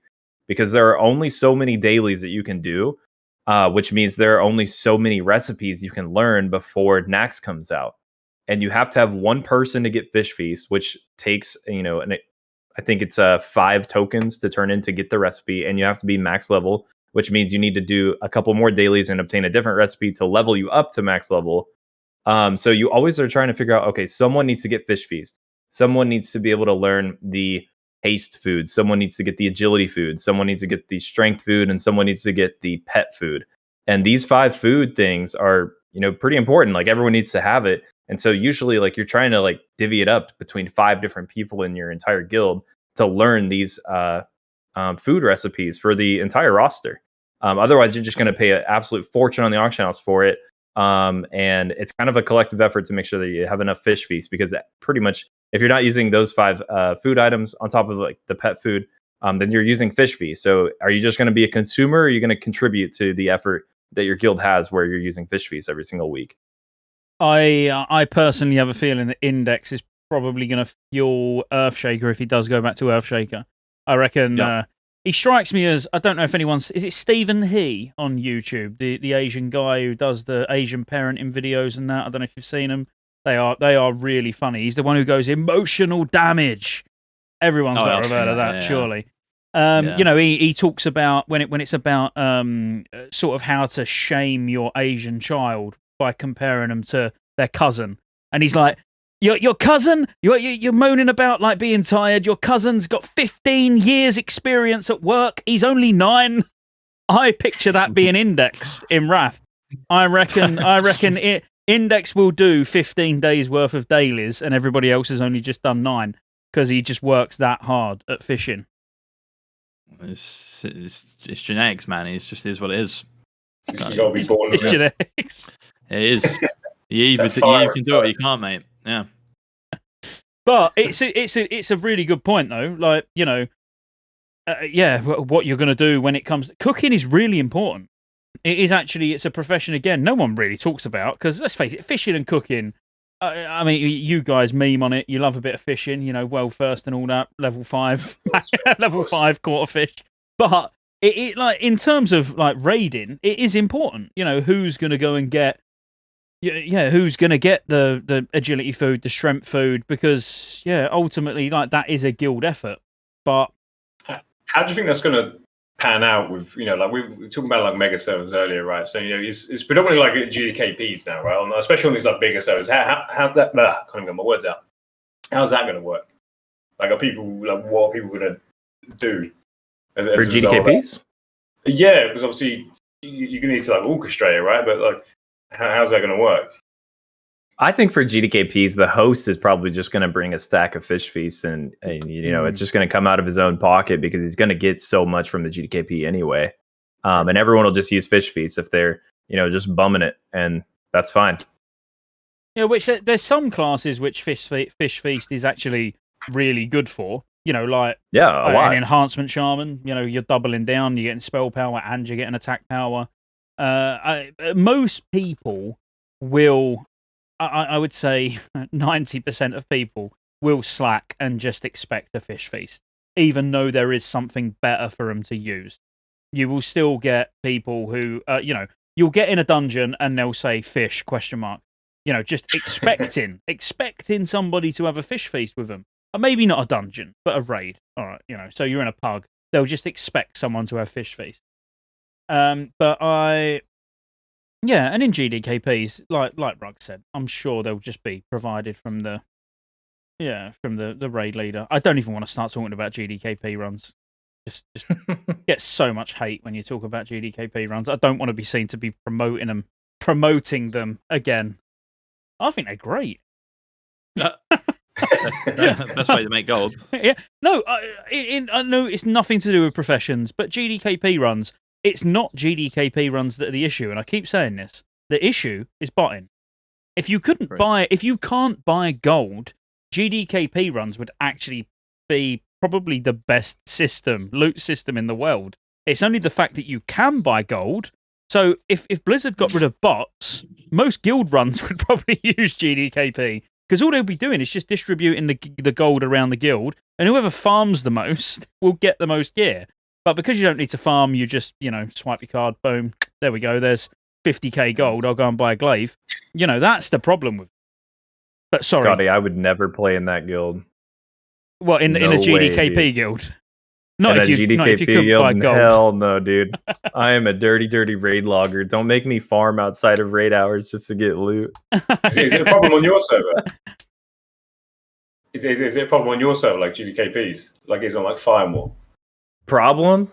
I don't see it as a problem, Snacky, honestly. There's a lot of GDKPs, a bunch. I mean, the Benediction GDKP Discord is one of the biggest discords I've ever seen ever. It is massive. But sure, I guess it's a problem, but I wouldn't consider it that. I think it's a problem. Like, as much as I say I enjoy it, but I do think it's a problem. As in, it is very, very difficult. Like me on the Druid, it don't matter. I've got gold. On Mirage Raceway, I've got gold. It doesn't matter. I'll join GDKP runs all day long. But my priest is my only character on Whitemane. It's a fucking holy priest. So, going out and farming gold opportunities are fairly limited for me. And there's very rarely soft reserve runs or anything like that. It's normally GDKP. So I look at it and I'm like, there's no point me going. I can't get any gear. All right, I could get some gold to then maybe get in another run. But, for me, psychologically, the prospect of going to a raid knowing I cannot get any gear, like 100%, I cannot get anything because I haven't got the gold to get anything. It don't sit well with me. Yeah. He's just asking for handouts from all of his viewers right now. Yeah. Whitemane guys, yeah. Mail me loads of gold so I can start doing GDKPs. Thank you. Right. Okay, we got way off topic. Yeah, we got really. How did we end up talking about GDKP runs? I blame Snacky. That's what WoW is now, man. That's what WoW is. It just comes with it. Okay, so do we see? Because we've only got a few points left anyway. It's only been an hour and a half. Bloody hell, has that been it? You got. Fine, man. I don't know. Feels like it's been dragging on. Do we see there being any progressive professions? So again, now this like Snacky index, I'll let you give your opinions first because you've been round the block. You've seen our vanilla went, you've seen our TBC went. Do we think? So if I just line it up for you now, in RAF, the professions went through, like I said earlier, humongous changes. Every profession. There isn't a profession that started in 3.0 and was untouched by 3.3.5. They were all balanced, and the problem with them to begin with was the fact that dual crafting had 2 gem slots, and they were more powerful. Getting 2 extra slots were powerful. It was good. But then, obviously, they buffed all the other professions. Now the 2 gem slots were pretty pants, but then it became ridiculously powerful again when you got epic gems. So in Trial of the Crusader, when you can start getting epic gems, obviously the better the gems, the more powerful those two sockets are. So then all the professions got sort of brought up again to the point where actually in a 3.3.5 state, blacksmithing with the 2 extra sockets has been left behind a little bit, but you do have the customization because most professions give you rings as an enchanter, you get attack power. Alchemy as from mixology, you get attack power or you get spell power from both. But there's not many professions where you get strength or agility or hit, where you do get that customization with blacksmithing. That was probably the longest, most boring explanation. Sorry, but yeah, what do you think? Go on, Steve, mate. Cheers, Snacky. Well, so are we talking about staggering the content, or not staggering the content, but laying out the profession so they're not juiced from day one? Is that what we're talking about right now? Exactly that. So is there a chance of them going, well, in 3.0 they were like this, in 3.1 they were and then slowly changing the professions over time? They probably will do that, right? If that was the case. If not, if that wasn't the case, I feel like they should do that. I kind of like it when content's kind of staggered. I don't like it when everything's anything which makes the game a little bit harder, I think, or maybe more of an arse-ache, I kind of like. I don't know why. That's fair. I do just that's what I like. All right, so I guess, maybe. Yeah, I think I'm sort of with index on that. Just anything that sort of makes it seem not even more difficult, but I don't know, more time consuming. It feels like more worth. I don't know, in the long run. So it's an interesting take because, well, actually, I'll let Ruggs go first. What he thinks about it, and then I'll tell you what I think, and then you'll know. No. It's not actually why you're wrong. I agree with you both, and I'll explain why in a minute. Yeah, I think there's a really good chance that they actually do progressive professions. I would say a really, really, really good chance that they do that. Do I want them to do that? I mean, I don't really care too much at the end of the day. I feel like it's a bit of a waste of their time and effort to put the man hours into making sure that it is exactly the way it's supposed to be. I'd rather them just give it to us. And if we are a little stronger phase 1 than we should be, then so be it. We're just a little bit stronger, not a big deal. And we can just, forget the unwanted the unwanted professions like blacksmithing, for example, like to kick them to the dirt. Somebody will do it, I'm sure. So I don't care too much. I just think like effort is better spent elsewhere. Yeah. Okay. Yeah. So I would. What I've wanted for a long time is actually to not to experience a broken classic, but like maybe for this time round. So for Classic Wrath, having everything in a 3.3.5 state that includes professions. They are as balanced as possible because it don't matter how balanced they are for that specific phase. It's more about them being balanced against each other, if that makes sense. So blacksmithing is going to be impossible to do anything with unless they literally released epic gems from the word go, and then that's not going to work. If they released epic gems in phase 1, then there's no conversation. Like, well, yeah, just release all the professions in 3.3.5. But the issue comes with the fact that blacksmithing is going to be so much weaker without epic gems. But I've always been one who wanted, even TBC, I'd have loved to have gone through TBC progressively and seen how all the classes changed. So more so than just professions. Going like with broken DKs in 3.0. So after the pre-patch, give us the broken DKs how they was.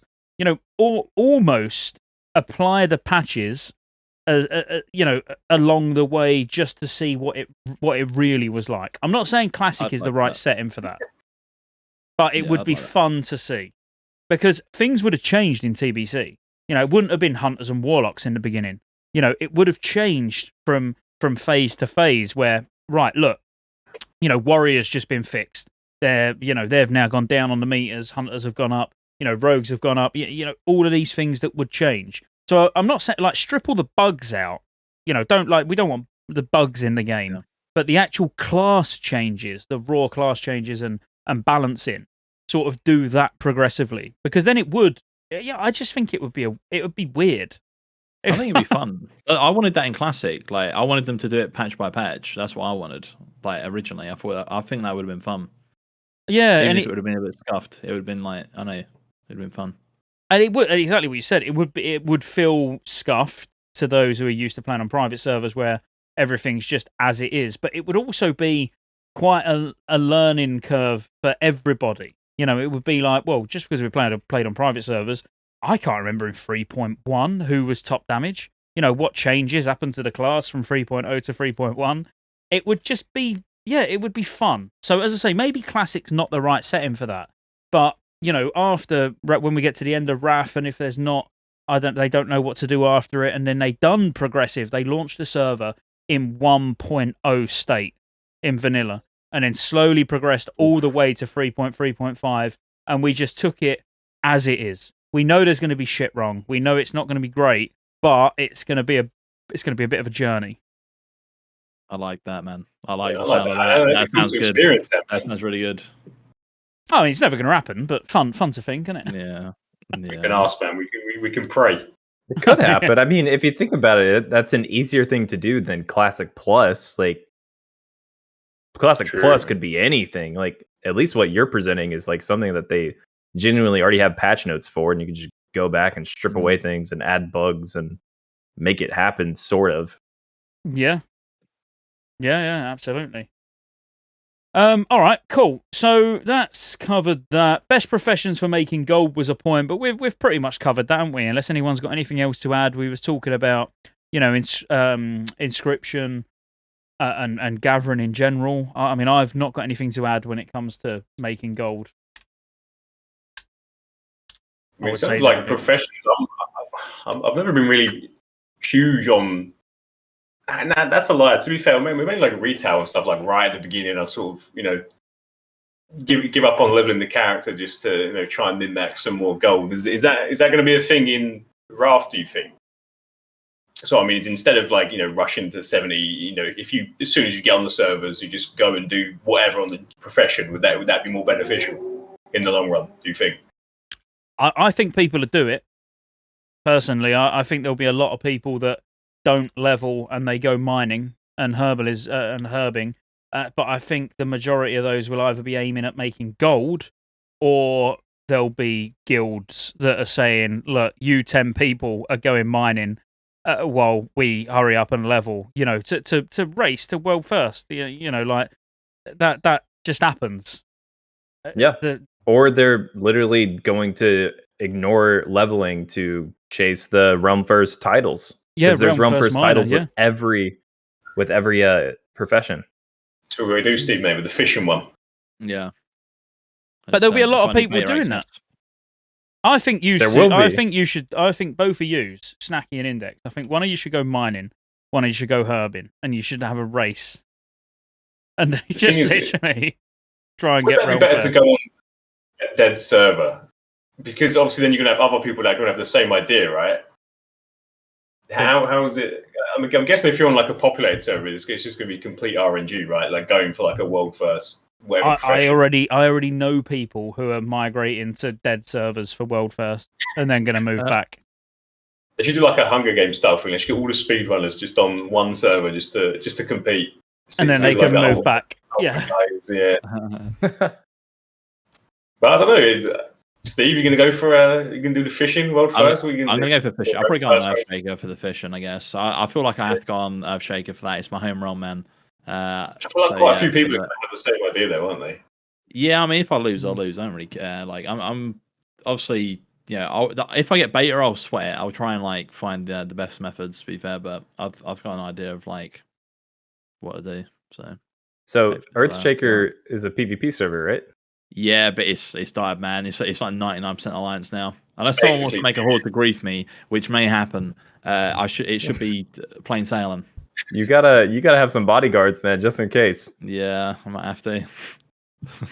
How long did it take to get max fishing? A few hours. Three hours ish, I would say. Yeah, I think about 4 hours or something. Mm-hmm.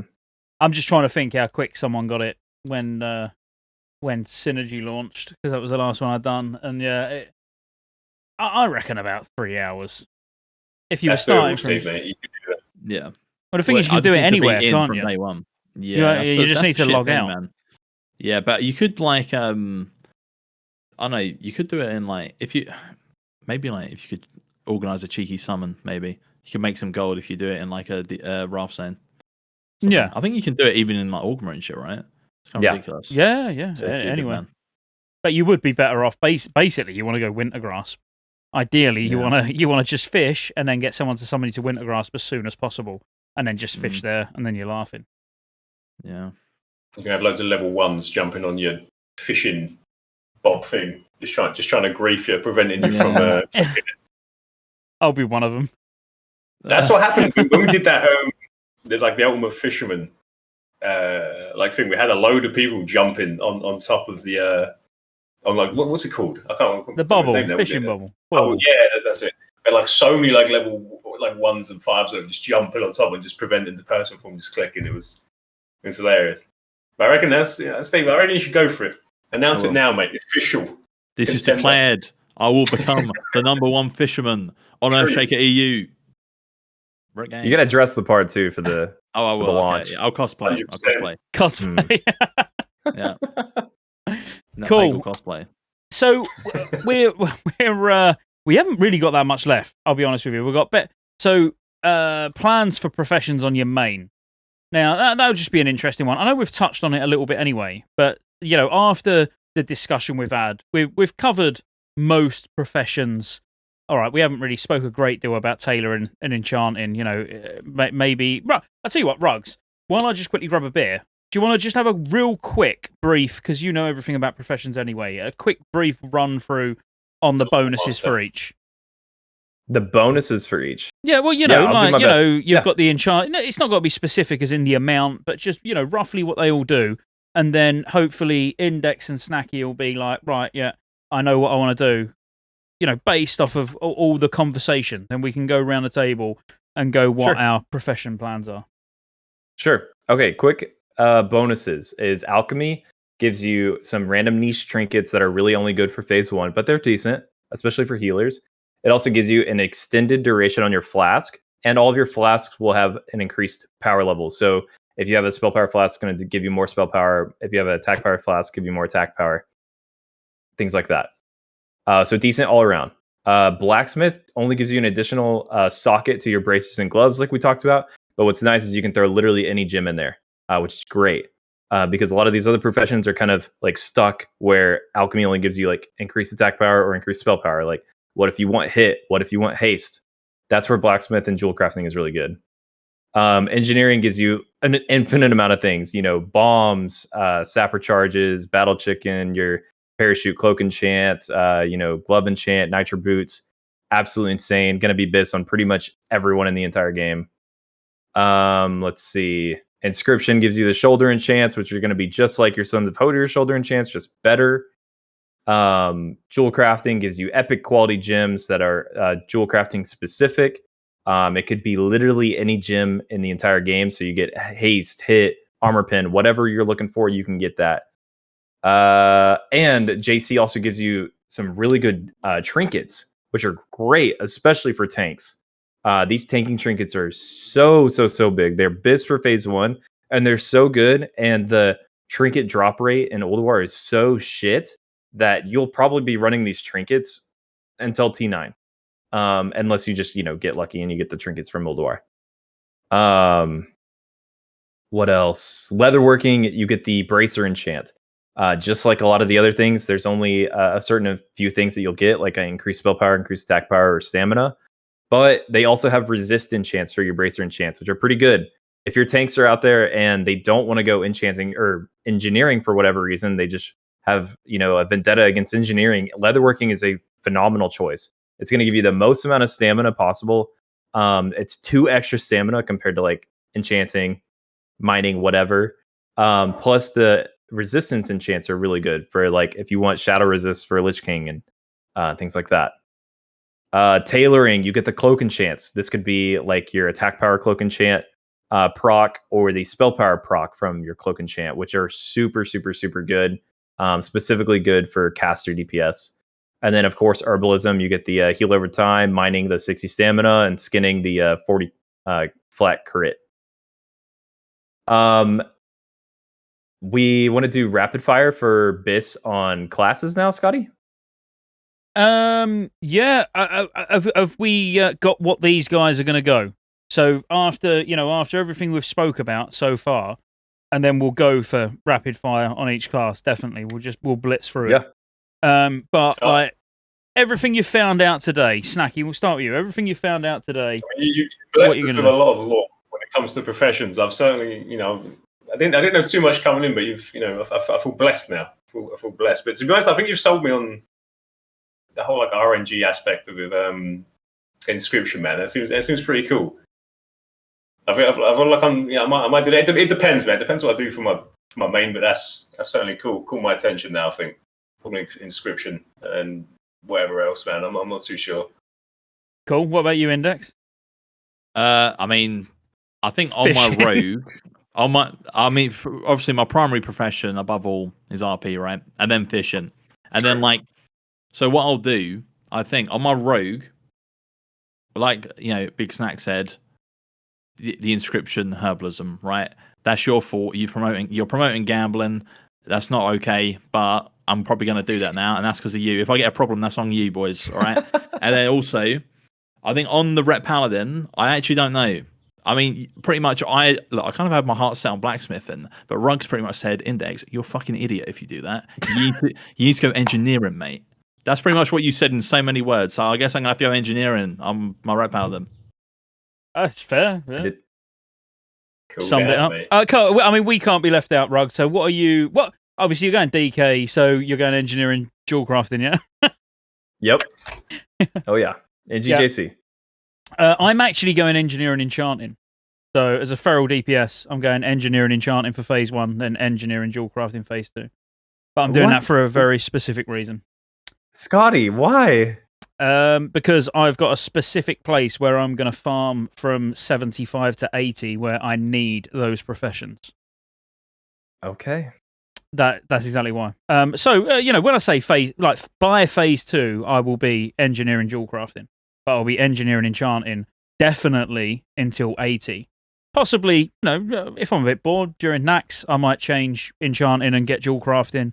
But, I'm not going to need the armor pen gems in phase 1 anyway. So, the agility gain that I'm going to get, the amount of attack power I'm going to get from dual crafting in phase 1 versus enchanting is not big enough for me to worry about until I'm trying to get hard armor pen cap. So enchanting is just going to be more useful for what I'm going to be doing in phase, well, certainly till 80. In phase 1, whether I continue doing it, it depends how much gold I make. But yeah, okay. That's me. And also, I have got like most of the recipes for enchanting as well. So I do want to keep hold of them for as long as possible. Like Executioner, Mongoose, Soul Sunfire, Soul Frost, whatever they're all called. But yeah, that's it. So quick fire. So Snacky, everything you've learned, tell us what every single class and spec in the game is going to have BIS professions. What are they? Go. Speedrun world record.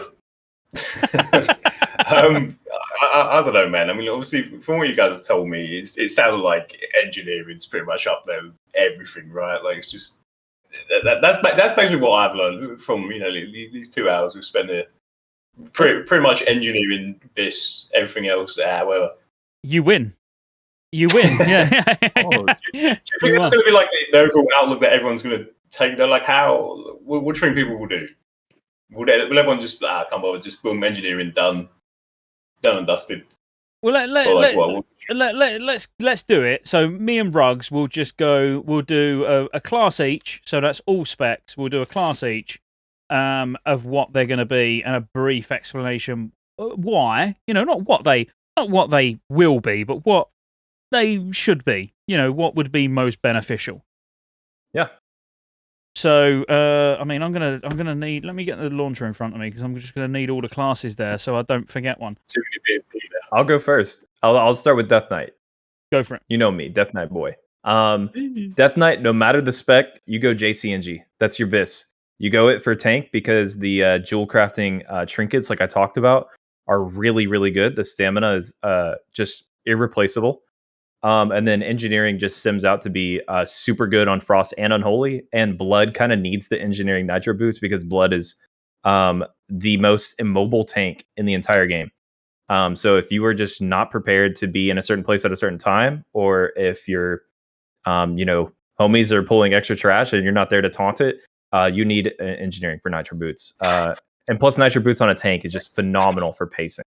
So NGJC for all DK specs. Okay, all right. So that's DK. Then we'll go with. I'm just going to go like now round the class panel. So Warrior, again, it's going to be JCNG. NG for the haste. You've got a little bit of flexibility when it comes to protection because if your main goal is tanking, I mean, neither of them. JC is going to be amazing early on for the trinkets for tanking. So the ruby hair, and then there's another one. But there's two stamina trinkets, which have got 2 sockets, which are going to be amazing because you're not going to need defense trinkets. You'll just stack stamina. You'll get defense elsewhere. So JC is going to be BIS for all warrior specs. And then, obviously, you're going to get the most amount of strength from JC from the gems. And eventually, once you start trying to push armor pen cap, you have then got that flexibility of being able to get rid of strength gems and put armor pen gems in. Now, engineering, definitely for Fury and Arms. I mean, let's say Arms in phase 1, 2, Fury the rest. For prop, actually, for Arms Fury, engineering is one of the few DPS specs where engineering is not totally mandatory for Arms Fury. Just throwing it out there. It doesn't actually sim or increase your DPS by all that much, and they're already like a super, super mobile class. But you'll probably still want to go it anyway if you're speedrunning. Yeah, exactly, for speedrunning. I mean, I assume you're going to say tailoring, because that was going to be my next thing, is the tailoring cloak enchant is actually really, really strong as Arms and Fury. Yep. But personally, I would go engineering. Actually, for raw attack power gain, damage, I would say tailoring is probably BIS. But even as a mobile class, as DPS, having the haste enchant on gloves, being able to still use rocket boots when charges on cooldown, it's just nice. I would go engineer as a feral, even though they are extremely mobile, because Rocket Boost I still use more or less on cooldown, even as Feral. And that is with Feral Charge as well, and Dash, and you could Glyph Dash for an even lower cooldown. But yeah, so that would be Warrior. So you could go Tailoring if you just want to. If it's a standstill fight, then arguably Tailoring is probably stronger. So you'd be dual crafting Tailoring. But for all round use, when you start bringing bombs into it as well, bombs, sapper charges. No, I'd still go Engineering. Paladin, you go Paladin. Okay, Paladin for protection, JCNG. Just like Blood DK, you go JCNG, JC mandatory, NG really good for the movement speed. If you don't want that, then you can go something like leatherworking or blacksmithing or enchanting just for the stamina. But go NG, go NG, go NG. Holy, you should definitely also go JCNG because Holy is extremely, extremely, extremely immobile. The engineering boots helps so much for Holy Paladins. You have to have it. Otherwise, if you just want to sit there and just have like BIS stuff, then sure, go JC Blacksmith. But that's pretty much it. Rhett, you'll go JC NG. Although tailoring does work out to be really good for Rhett as well if you wanted to go tailoring NG. But just do JC NG. Yep, I would agree. Shaman. So enhancement definitely JCNG. Because in a pan. Yeah, it's in a pan. But again, it's just the most attack power you're going to get is from JC, and then NG, haste for enhancement shamans is just so good. But it's also so good for Resto Shaman and Ellie. Yeah, actually, I would just go JCNG as a shaman. Full stop.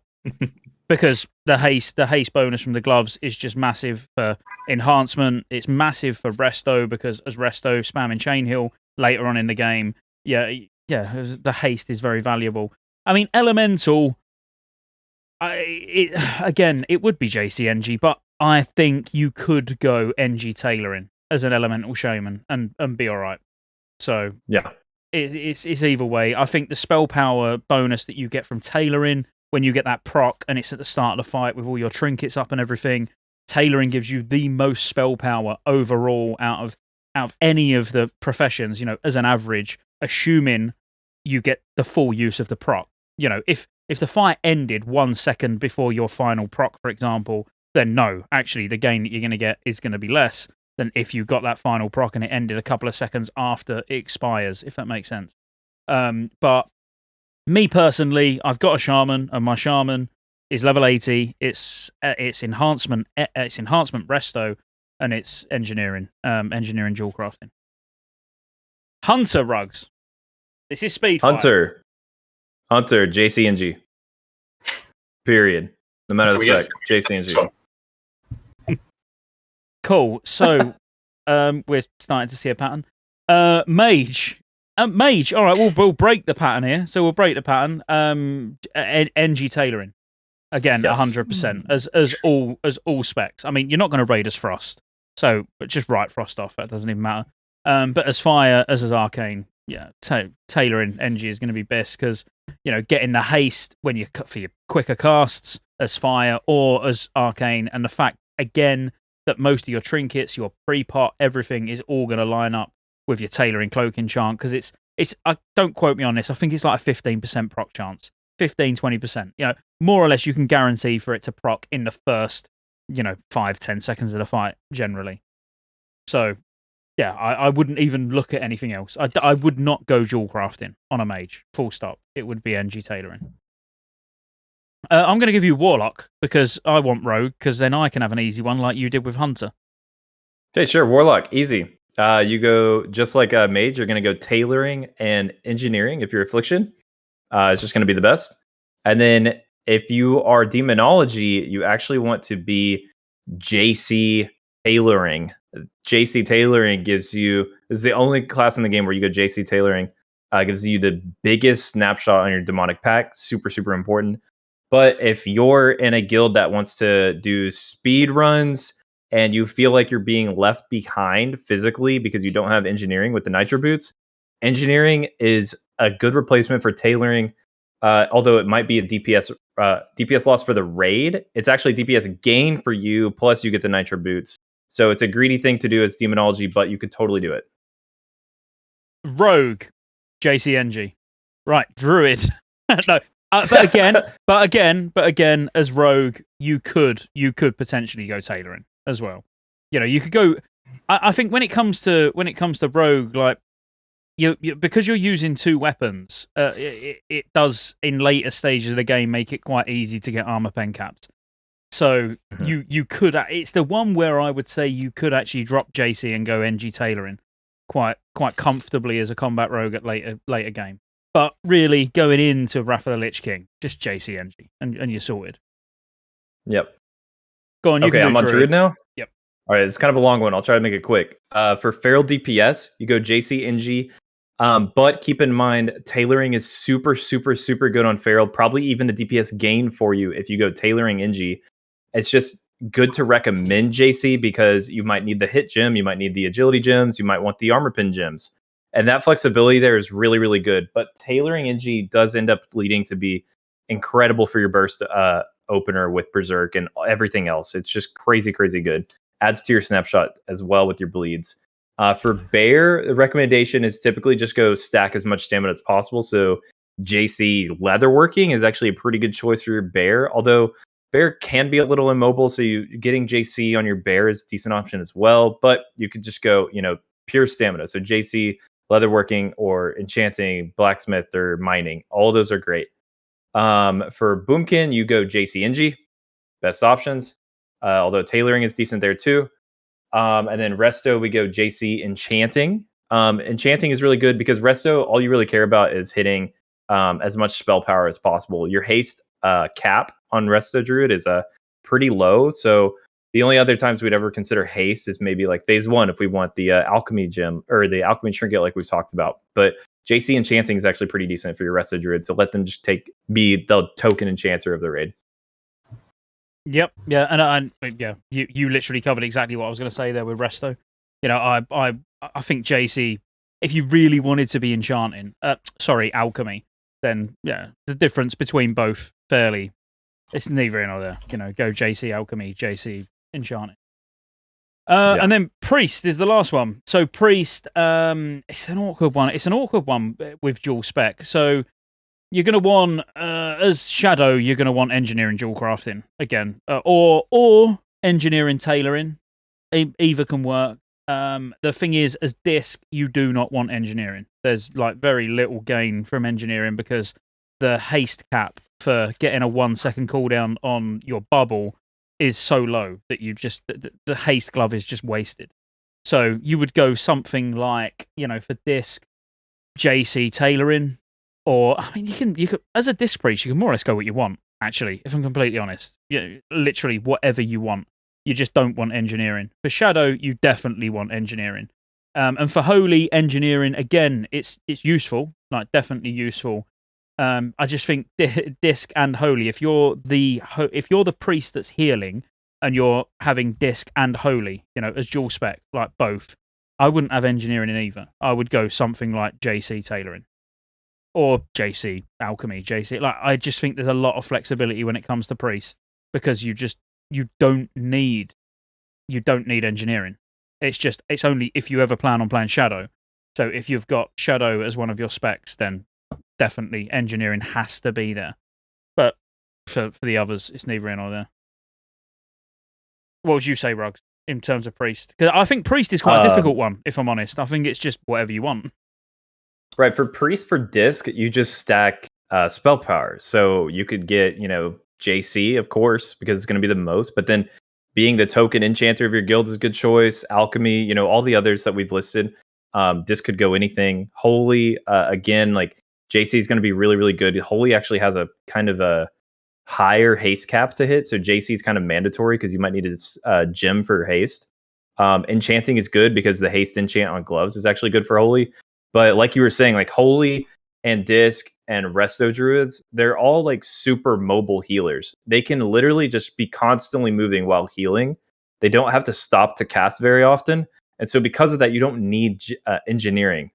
It's really only there if you need Nitro Boots for a certain speed run that you're doing.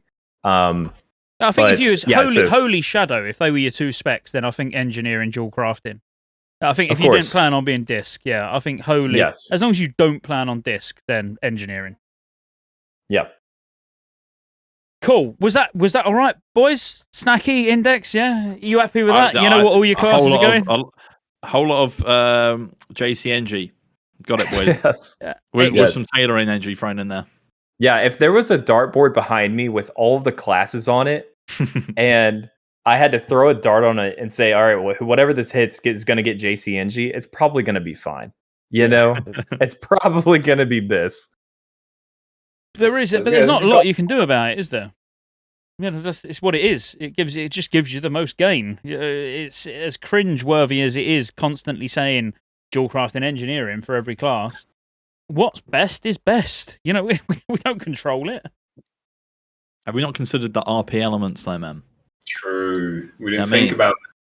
Because you could consider that maybe like the happiness you get from the RP will increase your DPS overall. Because you're more zoned in. All right, Index, tell me more. Tell me more, Index. I've never considered that. RP wise, so RP wise for a warrior, what should they be? Straight up, maybe like mining, blacksmithing. Definitely. All right, so now for RP, we're doing it again, but for RP. So RP wise, Snacky, what's the Death Knight going to be? I mean, you know, you sort of like in terms of lore, you're sort of like an unholy dead bloke, mate. So you're going to want, you know, I don't know. That's a difficult one actually for DK. I feel like any other classes. Yeah, I feel like for any other classes, they're unnatural. You know what I mean? Yeah, so you're probably going to want the most unnatural combination you could get of just professions. That'd probably be your best bet. Like so, what like mining, level working? Yeah, probably. You know, just freak everyone out. Do you know what I mean? That's probably the best way. I didn't mean to give you the most difficult one, Snacky. Sorry. That was a tough one. What class RP is the best as a fisherman? Oof. See, I think it comes down to the individual more so, right? I feel like personally, like anyone could be a fisherman. Like realistically, you think maybe like a more nimble class, but you know, you could consider like, well, maybe if you're like a plate wearer, sometimes you just like put your feet up on the weekend, get some fishing in. You know what I mean? Like, there's loads of elements to consider. I don't think fishing should be gate kept. You know, I'm against that. But if I had to pick one, maybe like a little gnome mage. Is there any reason why? Like, what's your thinking? No, I just like gnomes, to be honest. And when I think of little gnomes, I think of like big up Lawson from Earthshaker EU. I think of him as a little name. I'd say he happens to be a mage, so yeah. Because you got to think that's you come home from a hard day's work, mate. Some big old warrior bloke. You know, he's not got any massive spell abilities, mate. He's just your average bloke, mate. So I feel like a human warrior just turns up fishing. That's probably best, mate. That's best easily. True. Mm-hmm. So you could like make like a case for like even like. Yeah, maybe just play classes in general, because it is more like relaxed. You know, like when you think about it, they've been busy clapping cheeks non-stop, big web. Especially if you're a warrior, Titan's Grip, you're dual wielding and that. Maybe, it would be hard work. And then like with the Rep Paladins as well, you spend all week like worshipping the light and that. Amen. You know, like sometimes you just want to relax. You need time off of it. Do you know what I mean? Mm-hmm. It almost makes more sense for like the warriors and death knights to not have any professions at all. Like, if anything, it's just going to be fishing, but no main professions, because it's like that Spartan meme from 300, like, warriors, what is your profession? Oh. Like, they don't have anything, bro. They show up to raid with nothing. To be fair, they are just blokes, aren't they? They're just blokes with weapons, swinging them about. Like, they're nothing special. They're just people doing bits. I don't know. Think of it, if it was real life and there was actually a DK, you're telling me he's going to be messing about with engineering? Yeah. I can't see it, man. I can't see it. I know, to be fair, like, you know, mechanics and that, they're built different. Like, they could probably, like, be thrown into, like, the mist of battle and that. You know what I mean? Just saying. But definitely fishing is probably best, I'd say. Yeah. Just overall, just for the plate wearers, right? Okay, so we've established fishing is best, and I feel like I've lost control of these two. So give me a second. So what is the... Like, I really want to go with this. I don't know why. I feel like I really need you guys to really roll with this. I'm learning things. Now, which is brilliant. I didn't realise, you know, how much of a hard life warriors have and stuff, and just putting the weapon down, getting their rod out, and shaking it and stuff. Exactly. So what about like cooking wise? What's the best class for cooking? Snacky. I don't know, because cooking in terms of RP, everyone needs to cook. That's the way you got to look at it, right? You can't really just it's this and this in this aspect. If you had to give it to one specific class, I don't know, man. If it was retail, I'd say like monk or something, right? But with the hunter goes out and with his beast and very hunter gatherer, would they? It's gonna taste like piss, though. Yeah. What about dwarf priest? Well, there's no reason why a dwarf priest would want cooking over anyone else. Yeah. Like, do you know what I mean? I feel like dwarf priests would be more into like first aid or something. Yeah, definitely. That's what they're practicing, right? Yeah. But now you make a good point with hunter, though. You do make a good point. I'd say hunter would be it'd be the cook. It'd at least go and get the food for whoever we decide to be the cook. You've got a good eye for this, Scott, mate. I ain't gonna lie. I reckon you could do well in this, like in this scene. Do you tell you what, boys? After go Goldie Inn or something, retail. Get up to some nonsense. Get some bad. It's the weekend as well, mate. Bad shit is going on Goldie Inn right now. Count me in. All right, Rog. I'm there. Right. Anyway, we've gone a bit off topic. So the next was see you boys. Thanks for coming. That was no, it weren't, was it? Or was it? Oh no, it was. Should there be any changes? Let's try and get back on topic. The RP took hold of me. I can see why you boys do it. It's really it took. I was just sat here thinking, I wonder what I want to go skinning as later. Like, what would be that? I don't want to go skinning as a warlock. That's just weird. Now, I think a rogue is a skinner, isn't it? It's got to be a rogue as a skinner. Yeah. So your mind's been opened up. The hunter skins too. Yeah, hunter skins. Yeah, hunter's good. Hunter with his beast. Have you ever seen the film Limitless? Seen what? Where he has the film Limitless, where he has the pill and his brain expands. That's RP. Bradley Cooper. That's a great film as well. Big up Bradley Cooper. Legend. Oi. Your uncle. Yeah. And Jake Gyllenhaal. It's mad. Yeah. Crazy stuff. Anyway. Man, so we've got one topic left, and then we can all go and do something more useful than this. So should there be any changes to professions, or are we happy with the balance? And I think, I don't think me and Ruggs are really in any position to speak about this off the rip. So I think you boys have sat and persevered through all of this, and it has been perseverance. I mean, Index looked like he's ready to hang himself off his mic arm. So I think if we just Index, we'll start with you just in case you ain't here by the end. So do you think, after everything you've heard, balance-wise, are you happy with it, or do you think Blizzard need to have a long, hard look at it? Tell you what I like. I like the sound of staggering it, okay? I like that. I like the idea of that, making it so it ain't all overpowered from the beginning. But yeah, in terms of changes, I think that's a good one. Maybe introduce a new profession. Maybe more of a, I don't know, like an RP profession in Goldie Inn or something. Don't know. So those things could get up to. Other than that, though, I think staggering the content is good. You can't say that. You can't say that. Yeah, you can't say that and then not give us a for example. What could we get up to? Yeah, what could we get up to together in Goldshire Inn? Yeah, as a profession, and I don't mean like dildo crafter or something. I mean something that can actually be although that would be pretty interesting. Like a copper or dildo. No, you could dual wield those, man. Yeah. What is it? What's the profession that could be added? Because we'll speak to Blizzard and we'll see what they can do. We'll tell them you said it.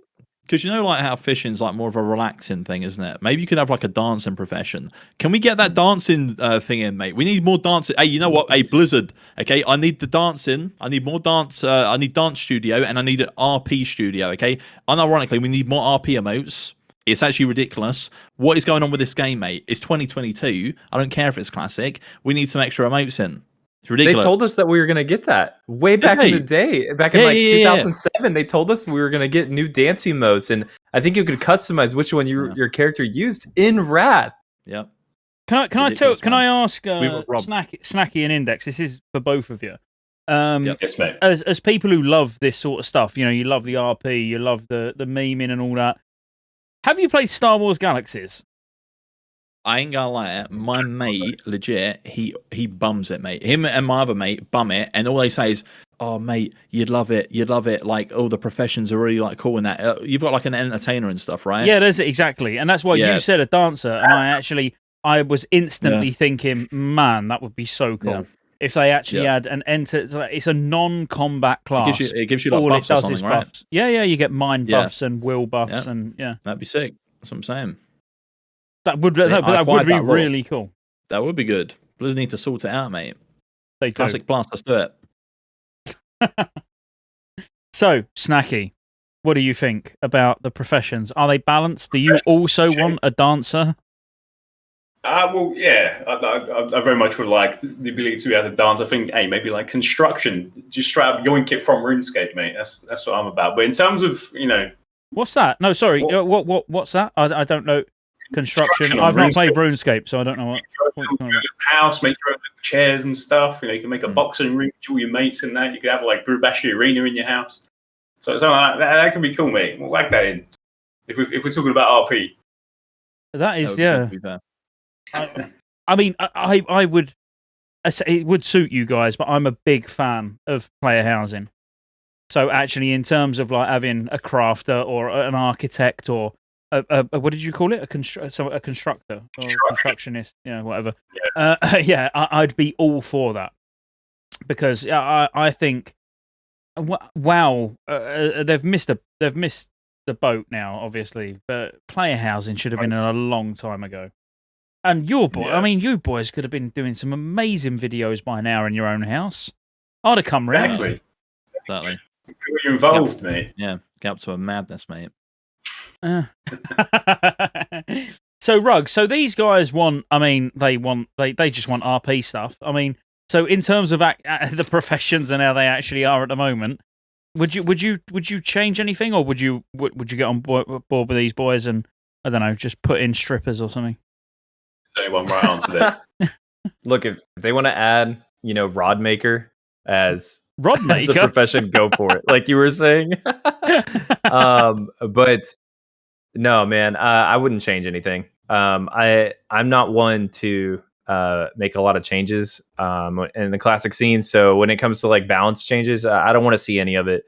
Progressive stuff, that seems fine, but no changes. Okay, no changes. Hashtag no changes, boys. God, what a weirdo. I think, should we kick him out? Oh no, he's the co-host. We can't do that. We can't do that. Sorry, I got carried away. I'll be honest with you. I think we've covered enough on professions. Normally, it's been a couple of hours. It's been over a couple of hours. I've had a lot of fun. Yeah, I think that was really good. And Snacky Index, as I say, for anybody in chat or anybody who's watching back on YouTube, these guys, their YouTube channels, they're already in the description. I've already put them in the description. They're there now. So go and subscribe to them. Like, they both are real legends. And definitely check out their streams as well. Thank you for coming. Like, I know this is probably not your normal sort of content. That's why I really appreciate you coming on. But you will. Yeah, you've learned a few things. I actually have. Yeah, exactly. Law has been obtained. Knowledge. Mm-hmm. But yous will say things that me and Ruggs, with the sort of ordinary guests that we would aim at, we wouldn't get the sort of questions from them that we get from you. That's the thing. If we get people on here who all they've done is played Wrath private servers, we're all sat there thinking the same things. It's boring. You guys have come on and you've been like, well, I don't know, I'd go blacksmithing. And we're like, well, let's talk about why you wouldn't do that. But somebody else will be thinking the same thing. So I think it's brilliant. So, yeah, thank you, Snacky. Love you, man. Index, love you, man. Ruggs, yeah. Thank you, guys, for coming. No, I love you, Ruggs. I'm only kidding. No, it's been awesome. And if you want to say anything, have you got any of you want to say anything, like a real emotional send-off? I think we'll start with Index. You've got to do a real emotional send-off. Thank you for having me on. Okay. I do appreciate it. I do appreciate it, okay? I really do. But what I want to say, okay, shout out to the Earthshaker boys, shout out to the Twitch chat, and also, Blizzard, please give me a beta key. I ain't even joking, all right? I really do need one. My content relies on it. But yeah, at the Dancing Studio, thank you, boys, for having me on. Rugs, Scotty, thanks, boys.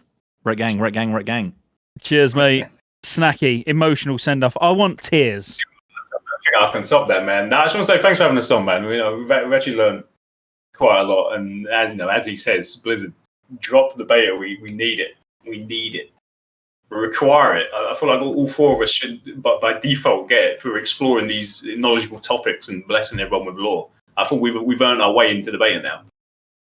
Absolutely, 100%. Brugs, do you want to send us off with anything before I press end stream? No, man, I just I love you guys. Thank you for coming on to our podcast. Seriously, I hope in a couple weeks I'll run into you, somewhere in Borean Tundra on the beta, and we can RP walk for a quest or two. I think it'd be fun. Slash bow. We'll teach you some RP etiquette. Yeah. We need it. No, thanks, guys. Much love. Peace out, everyone. Bye, guys. Farewell.